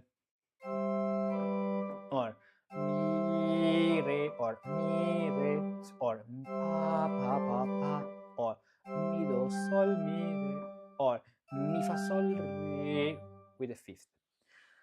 That was, therefore, the unconclusive changing comma with several variations. So on the fifth degree, and now it follows in its conclusive form. So changing comma because it's on the fifth degree. Okay. Conclusive because now it reaches the octave. Or sol do, or sol mi do, or sol mi re ut, or sol mi fa, or pa pa pa po, or ti to to tum. Likewise in the lower register, sol do, or sol do, or sol mi do, or sol mi re do, or ta ta to tu, or ti to to tu. Oh my, why do you need to mention the low register, which is obvious? Something else occurs to me. I thought that the following would also belong to the category of the changing comma. fa mi, or fa mi, re mi, fa la sol fa la sol fa mi, or conclusive. For example, mi re ut, mi sol mi ut, mi fa sol mi ut, mi re mi ut, or I will not even set down all the examples in the high and lower register, you know that. You're completely correct. I really would have forgotten this comma. It is called the incomplete changing comma, because it is usually present, because it usually presents the third of the chord only in the second violin, and B, when it is unconclusive. If it is conclusive, however, the third of the chord can be presented in the first violin just as often as in the second. In order to find our way out of the fog, quickly compose some examples of it, in order not to have to use so much writing all the time. You may designate the conclusive and unconclusive tonic commas together with their variations by the scene, the black brevis, and perhaps the conclusive and unconclusive changing commas together with their variations by the scene white brevis in the blink of any eye. So concerning conclusive and unconclusive commas, see page 19 of the first chapter. Okay, now this is something we are going to talk about in the next videos. So we will talk about conclusive and unconclusive commas, but in the next video. Okay, let's drink some water.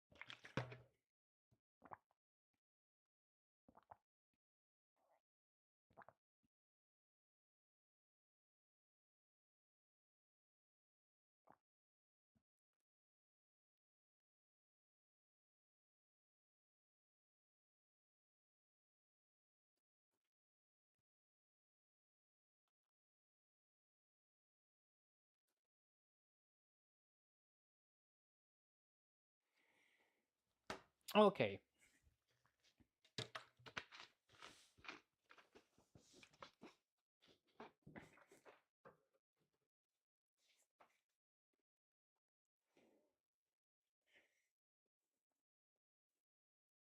Let's see how long.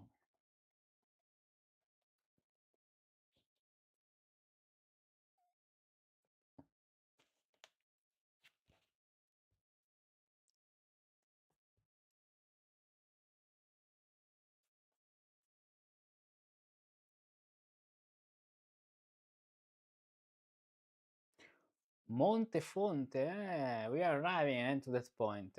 Ponte, bridge.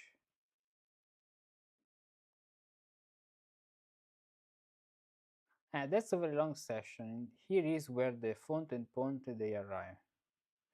So I think that we are going to embrace a very long session.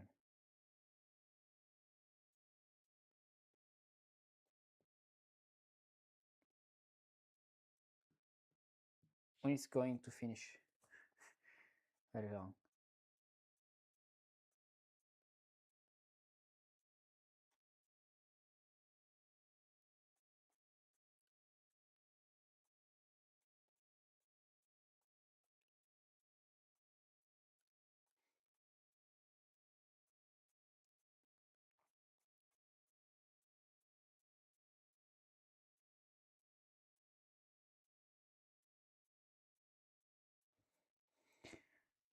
Almost to the end, I see. So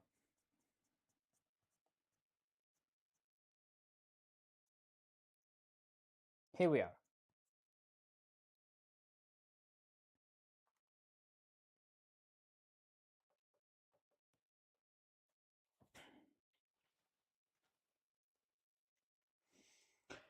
Hello Musici, let's continue our journey with Keller, come on, with Riepel, or German things, but we're talking about Riepel.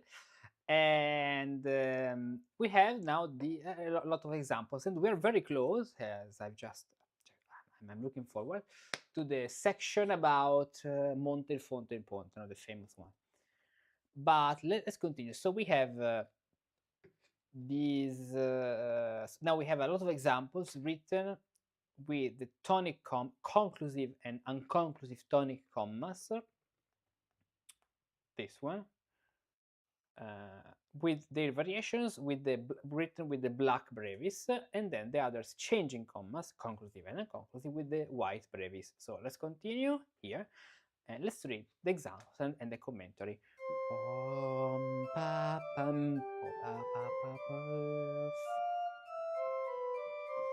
Mi fa sol mi fa do fa mi re.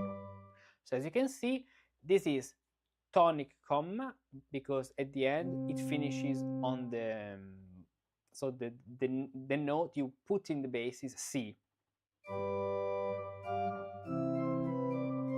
The following one, the white one, is changing comma because you have the fifth degree in the bass, so you have a G.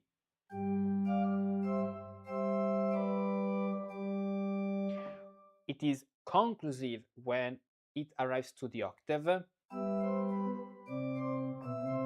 So this is conclusive, while it is unconclusive when it relies on the third or the fifth, 5, or with the third. The third talking about the interval. So when we talk about the bass, we're talking about the scale degree, 1 or 5. When we're talking about the conclusive and unconclusive, we're talking about the intervals over the bass. We always have to make a clear distinction in music between scale degrees and intervals, because they work together and the risk of confusing them is very high. So clearly, basically the black nose, the black square here, the black brevis, let's say, indicates the degree of the bass, so first degree a C, here the fifth degree a G, just to be clear. Then conclusive or unconclusive, it depends. Second example, or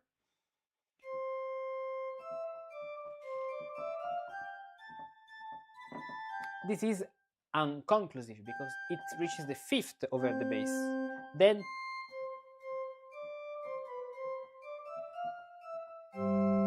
unconclusive because it is just the fifth. So let's write conc, or better, C or inc.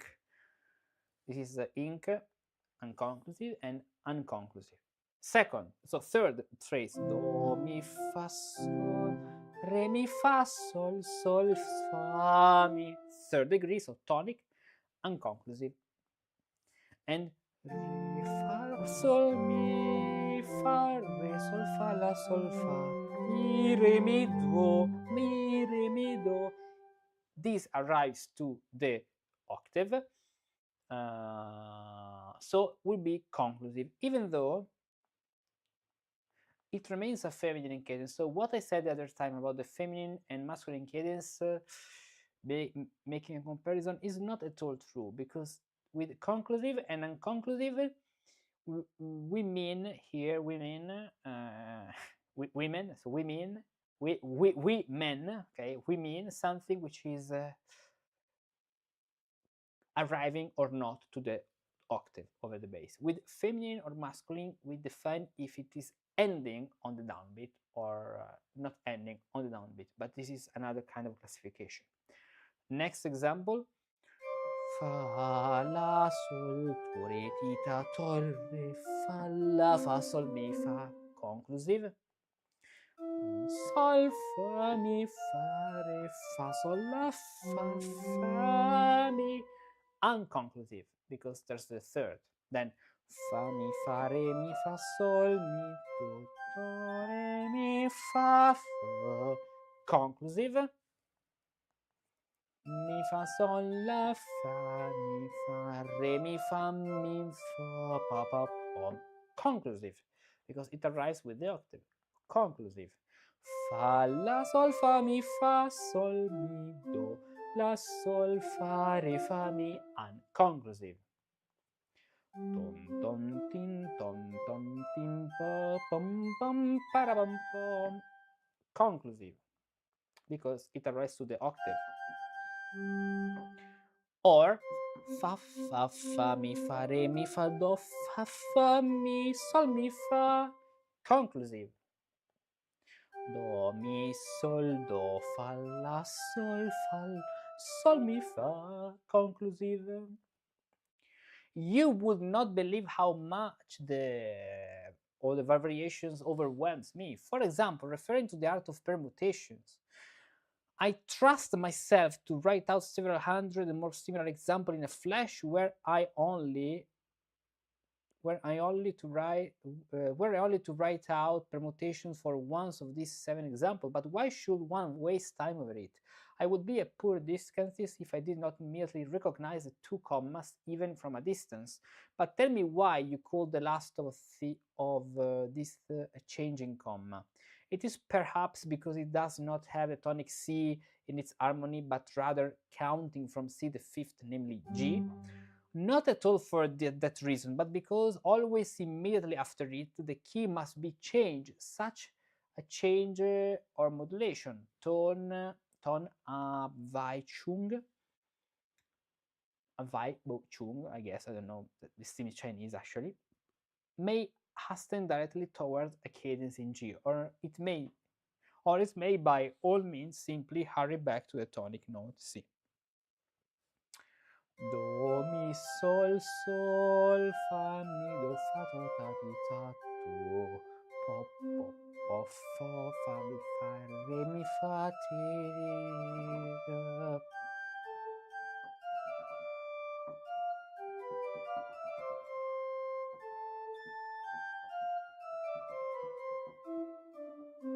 So he says, not at all for that reason, but because always immediately after it, the key must be changed. Such a change or modulation might hasten directly toward the cadence in G, or may by all means simply hurry back to the tonic note C. I knew very well why you wrote the word solo at the end here. You want to imply by means that these 16th measures are an opening tutti or forte of an aria, or perhaps a short concerto. Furthermore, such measures could form a respectable minuet if the repeat scene were placed in the middle. I cannot even hear the mere word minuet without disgust. So, saying, writing the ritornello here. That is just what I wanted to say. So, are the 2 tonic commas in this forte or tutti correct? Tonic commas means this and this.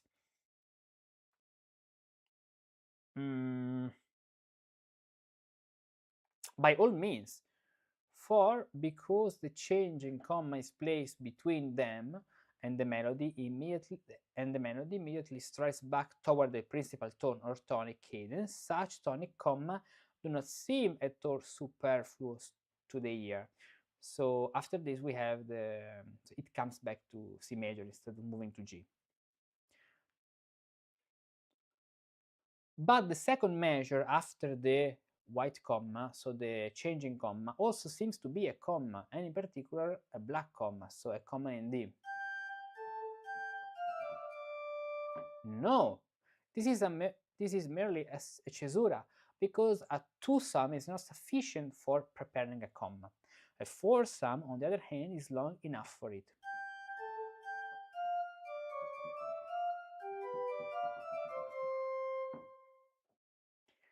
Consequently, I may always only consider a four-sum.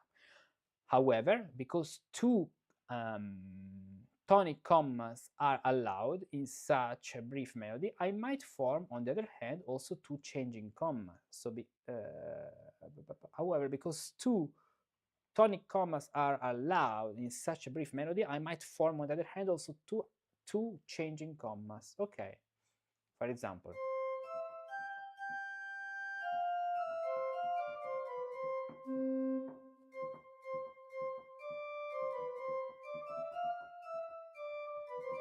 Here, the first comma is a black comma, so this is, and on G, and even the following one, so sol, sol, sol, fa, mi. Okay, so there are only two examples, two phrases, where we have two changing commas here and here in a row. So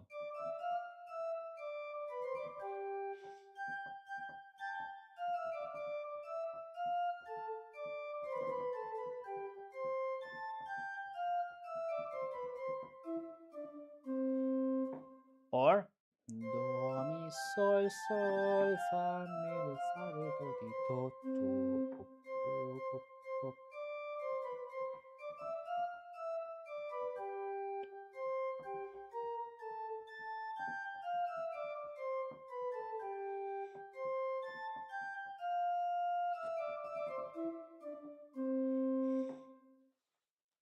Each of these two examples is just as bad as the other. I agree, I don't like them.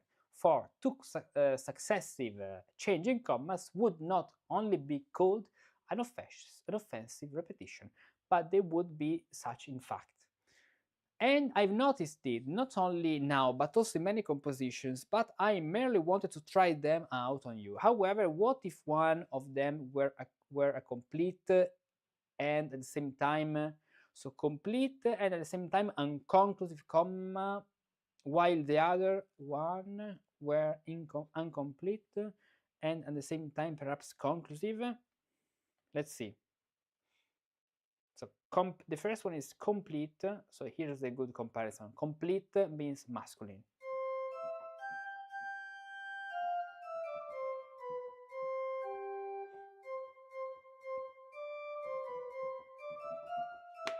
One, two, three.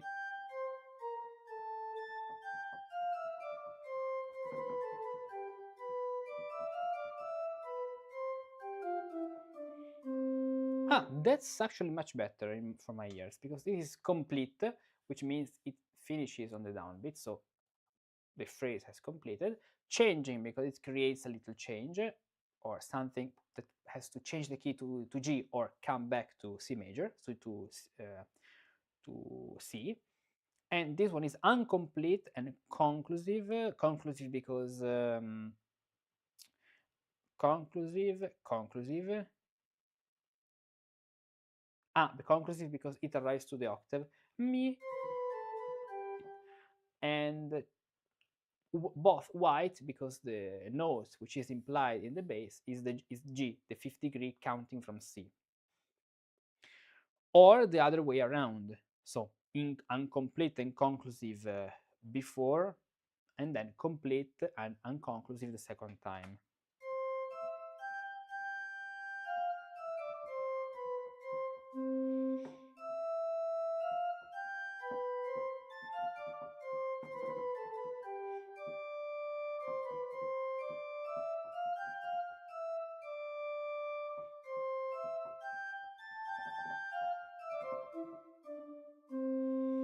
The first example will perhaps please you better than the second. I totally agree. I could even say the same without reading it. However, I would allow either only in case of the most urgent necessity. You left far too little pass with me. I understand you well. However, you do not dare tell me to my face that both examples are not good. For what is worth, I've guessed it. That may be. You hopefully will leave me to my free will. That is none of my business. I only know that the second of the foregoing changing commas is not good. When we read the white square, we have to think about changing. This way, changing. I tell you, however, it is good if instead of the first one, a cadence in G were written. So with the modulation, with the applying the sharp, and finally the word monte appears.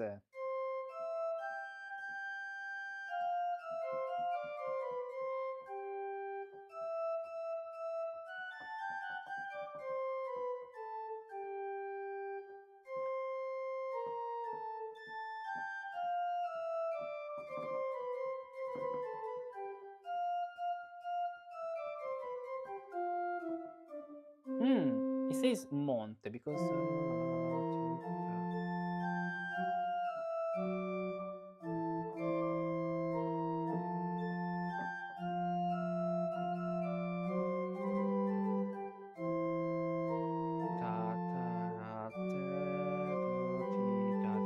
that's why mi fa mi fa mi f sharp later mi fa this way. Now my ears are finally at home. This example could really not sound better. Two tonic commas rhyme also in this way. So here we have this black comma, which is tonic because we have seen the bass, and is it conclusive? It is unconclusive, or better, conclusive because it reaches this, but incomplete because it doesn't stop on the downbeat. This is, for example, complete and tonic. Good. And here, by the fact that we are adding the F sharp, we are making a cadence to G, so a cadence to the first degree. Then there are two tonic commas rhymes. Oh, wait a moment. The word rhythmopoeia, rhythm scheme, recta metrical scheme, rhyme scheme, okay, will already be clearer to those writers who trouble themselves now and again merely to mention it in their expanded collections, that it was in the first chapter. What effort is required?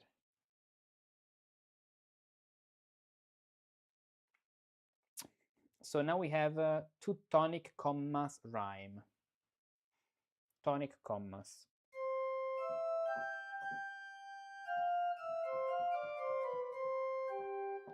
Two tonic commas rhyme here instead of this. Okay.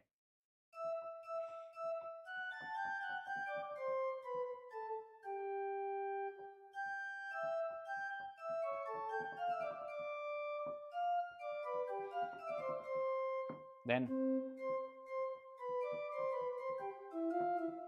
and our fonte. Good. That is a colossal fallacy. Did you not say only 5 minutes ago that all notes after the tonic commas strive to reach the changing comma?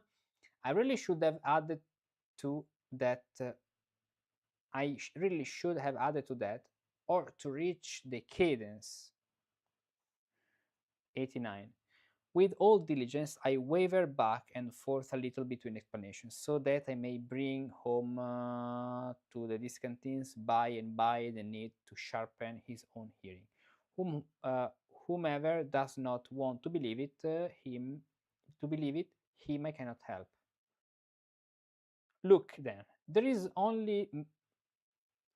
here it only makes sense if one wants quickly to compose an opening forte.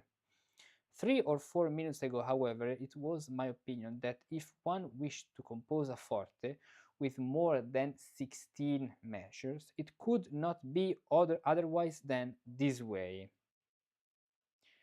I will quickly set down for you the third principal model, of which we will speak shortly.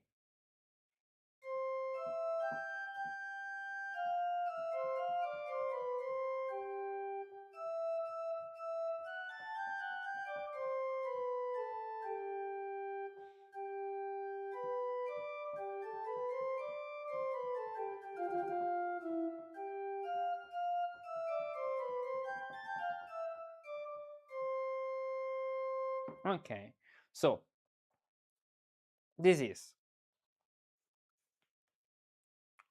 comma, which is tonic comma because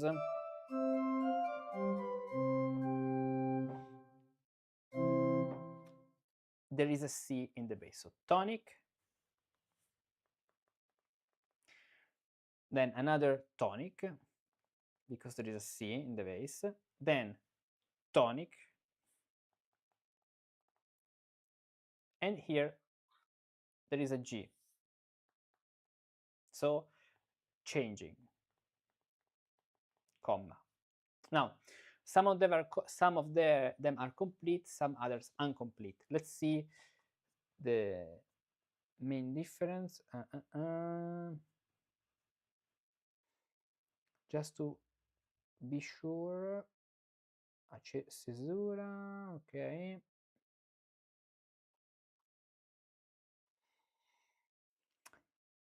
It says complete and unconclusive. So unconclusive, conclusive, unconclusive is the fact that he reaches or not the third, the octave. So let's go to another example here. Wait, I forgot. Conclusive and unconclusive.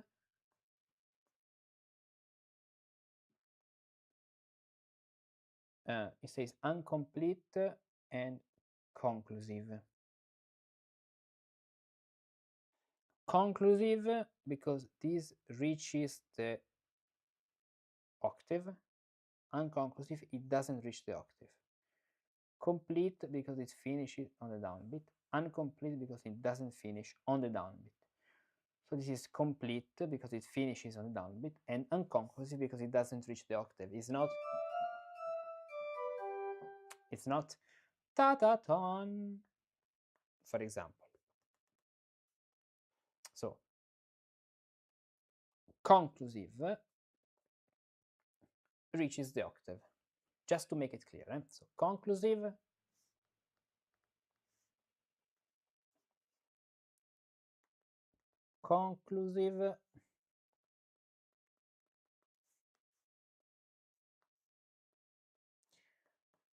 reaches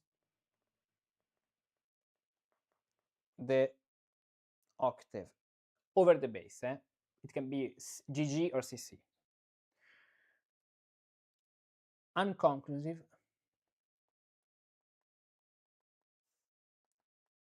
it does not. Then complete and incomplete.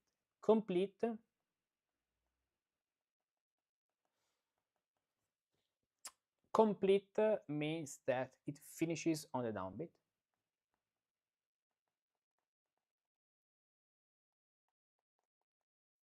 The downbeat. Incomplete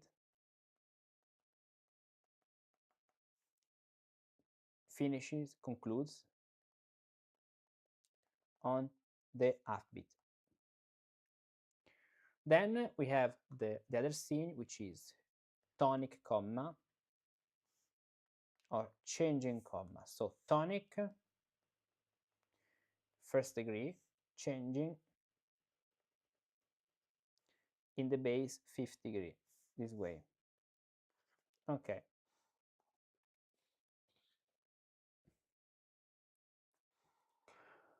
Good. Now you must so, and here we have the combination of then two, so tonic, changing but with a cadence, creating a true cadence, so not only stopping on the fifth degree but conclusive. So this is a conclusive, as you can see, changing, conclusive, and complete. Can we say complete, conclusive, and complete? Because we have the octave, and we have, so the octave, which is G, and complete because it finishes on the downbeat. So changing, conclusive, and complete.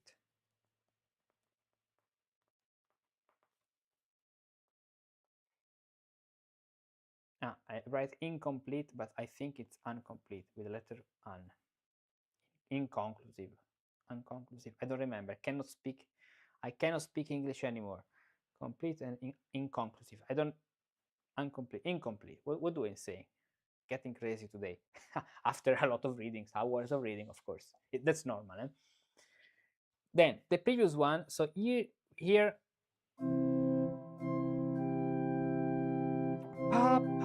Here we have the octave.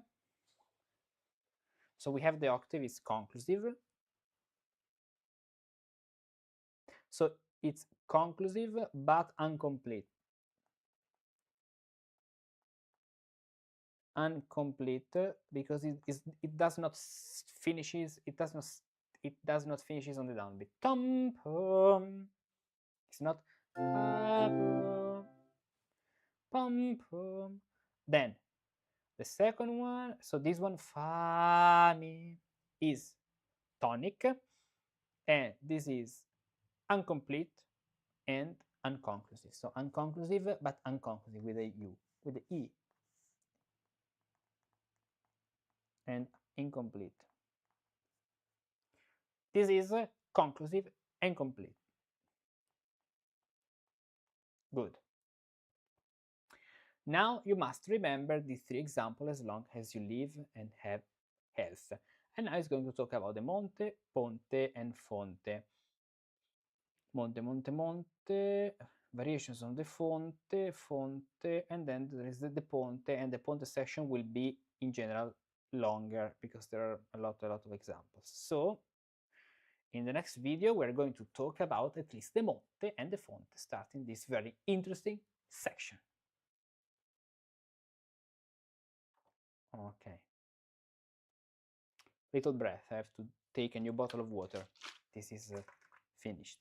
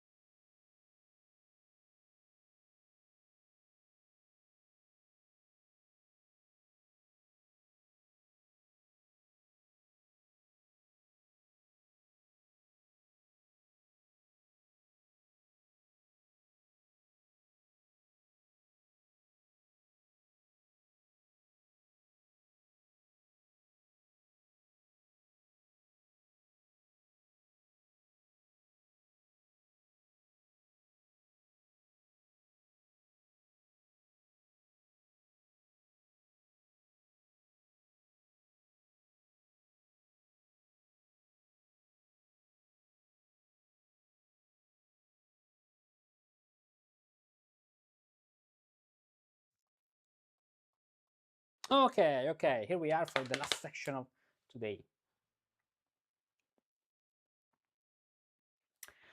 Hello Musici, welcome to this new video. Let's continue our journey with Riepel. Today, finally, we talk about the Monte and the Fonte, at least, because then the Ponte takes longer, so will be the topic of another video. Now you must remember these three examples as long as you live and have health. The first, which contains Montes, begins after the changing cadence in G with a cobbler's patch, which however is veiled a little bit. Cobbler, I don't remember now. Cobbler, what's the meaning of cobbler? It's a calzolaio, ciabattino. Cobbler's patch, and patch means here la pezza del ciabattino, which however is veiled a little bit. The second,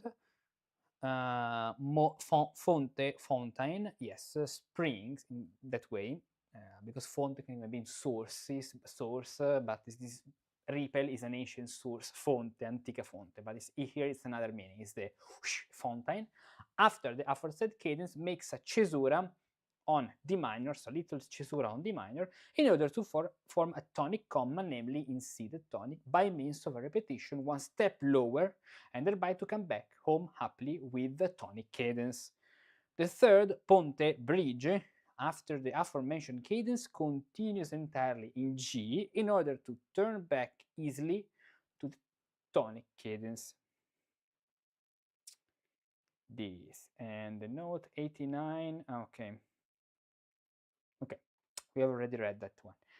I see this threefold difference clearly, and because C is a tonic here and G is only a secondary pitch, one cannot call such a cadence of the fifth G anything but an changing cadence, for one must also take leave of it quickly.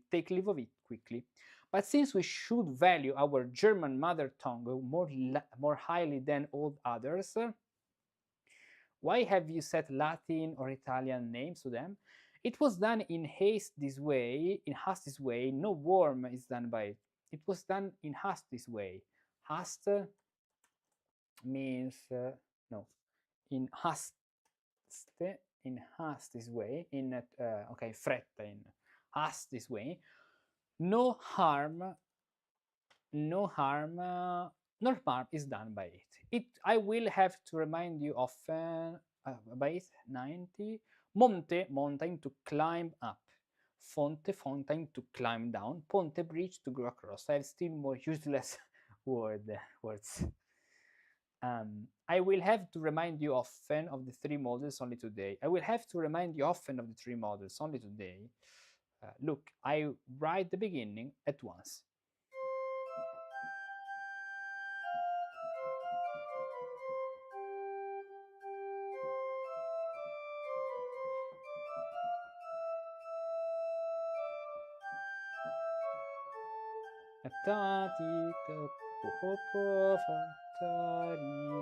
Ora fa mi, sol fa mi, la sol fa mi re do. Here at the beginning, the tonic comma hurries towards the changing comma. Thus, your previous doubt is removed. The rest of the notes after the changing comma belong to the fonte, namely to the second model. A confident composer cannot tolerate a minuet with this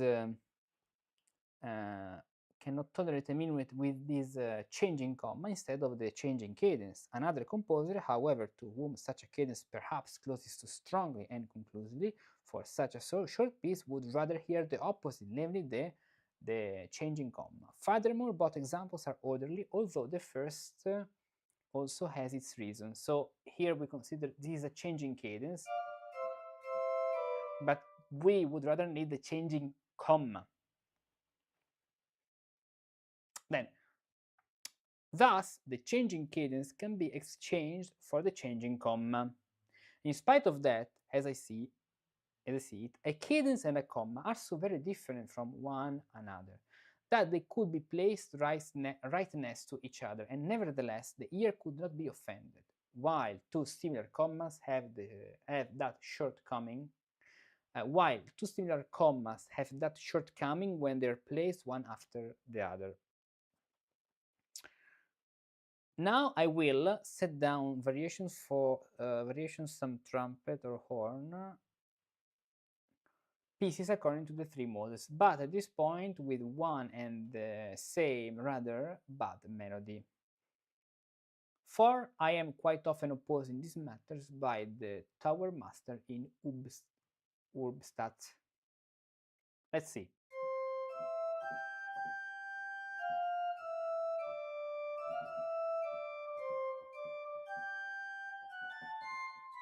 Cadence, changing cadence, conclusive and complete.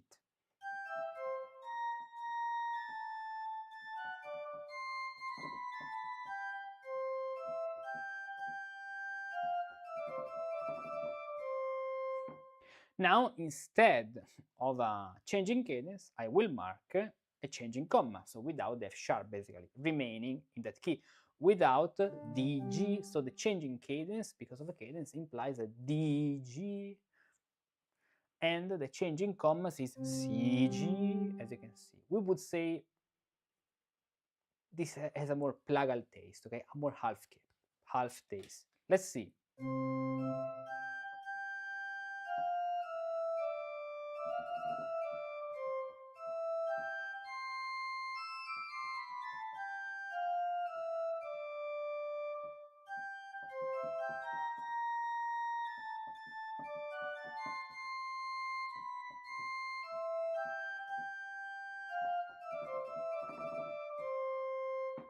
I said it, and you yourself have also said that two similar commas in successions do not sound good. Two similar commas in successions do not sound good. And nevertheless, you have said them. Because, however, the first is on the fifth, the second, on the other hand, is on the third. Okay, so two commas here, and the second is on the third. The ear finally will be able to tolerate them. Therefore, to please you, I will make it better. So this way with a tonic cadence. Yes, this is good, I know for sure.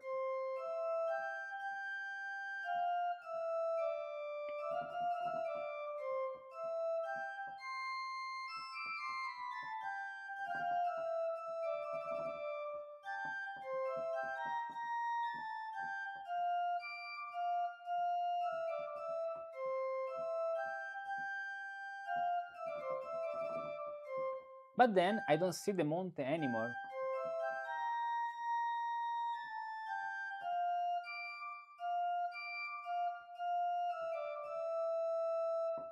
I will try this tonic comma also with a tonic, with a changing cadence. We should expect a cadence.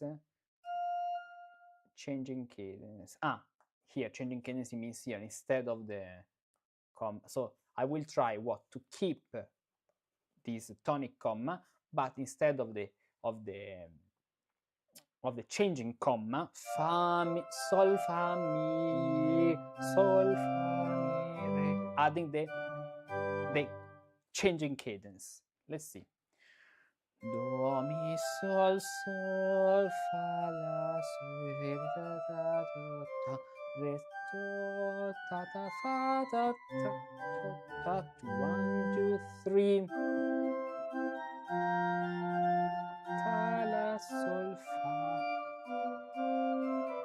do mi sol sol fa mi re do mi re.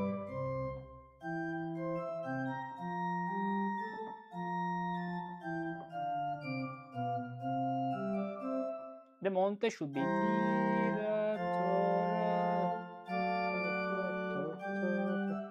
But actually, I don't see here the monte. The monte as we usually conceive it.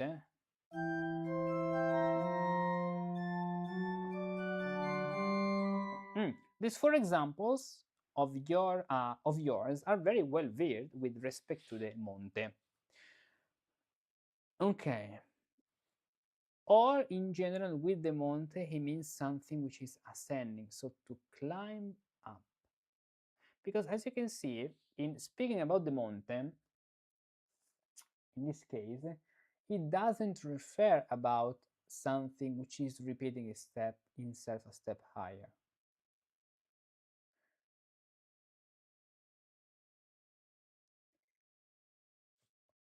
Mountain begins after the cadence in G with a cobbler's patch, which however is veiled a little. So the first, which contains a mountain, begins after the cadence, the changing cadence in G, changing cadence with the cobbler's patch, pezza del ciabattino, and it's not clear to me what does it mean.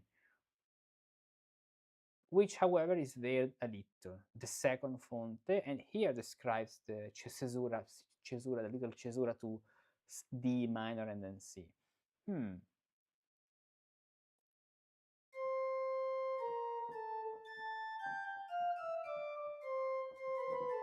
Or in general, it refers to the fact that we have to climb up. We will discover it. We will discover it. Then there is this example. Okay. Then now I will undertake variations on the font. Good. Example 590. Do, mi, sol, sol.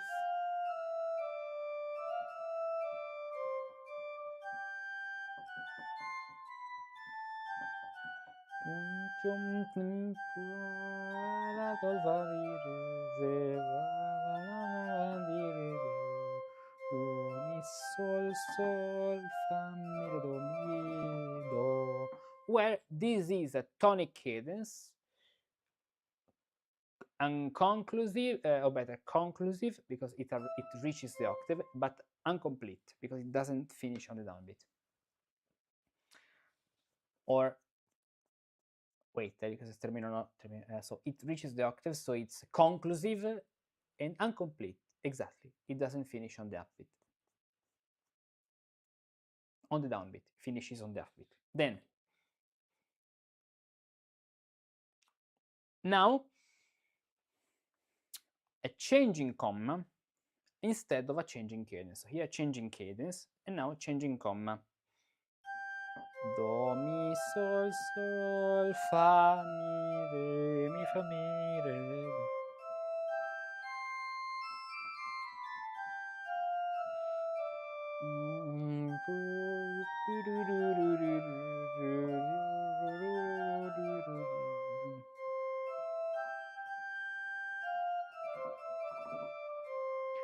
To vary this fonte, this way may still work. It does not strike me as entirely bad. Do, mi, sol, sol, fa, mi, re. Sol, pa, pa, pam, pam.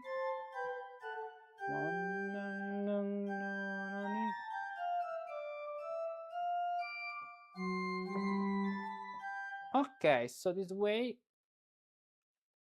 what happens is that he does a changing comma, so to the fifth degree instead of the first degree, as you can see, which is a little differentiation. La, sol, fa, mi, re, do. What is very interesting is that sol, sol, fa, mi, re, do in the hexachord on the first degree. Here, sol, fa, mi, re, do in the hexachord on the fifth degree. Sol, fa, mi, re, do. But the following would perhaps sound much too bad because two similar commas would follow one another.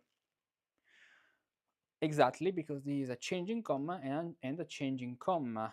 Here we have cadence, so a changing cadence, so changing cadence, not a changing comma, followed by a changing comma.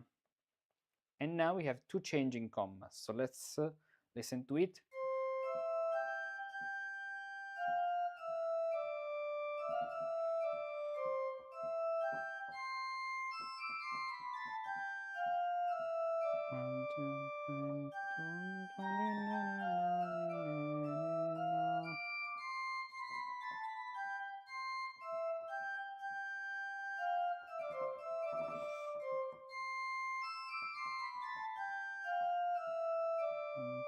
Bum, bum, bum.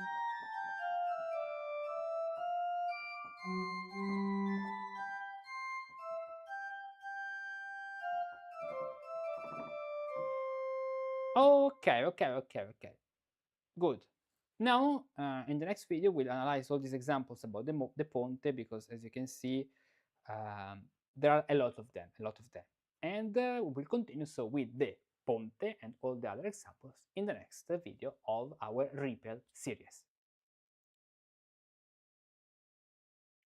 And I'll even stop the streaming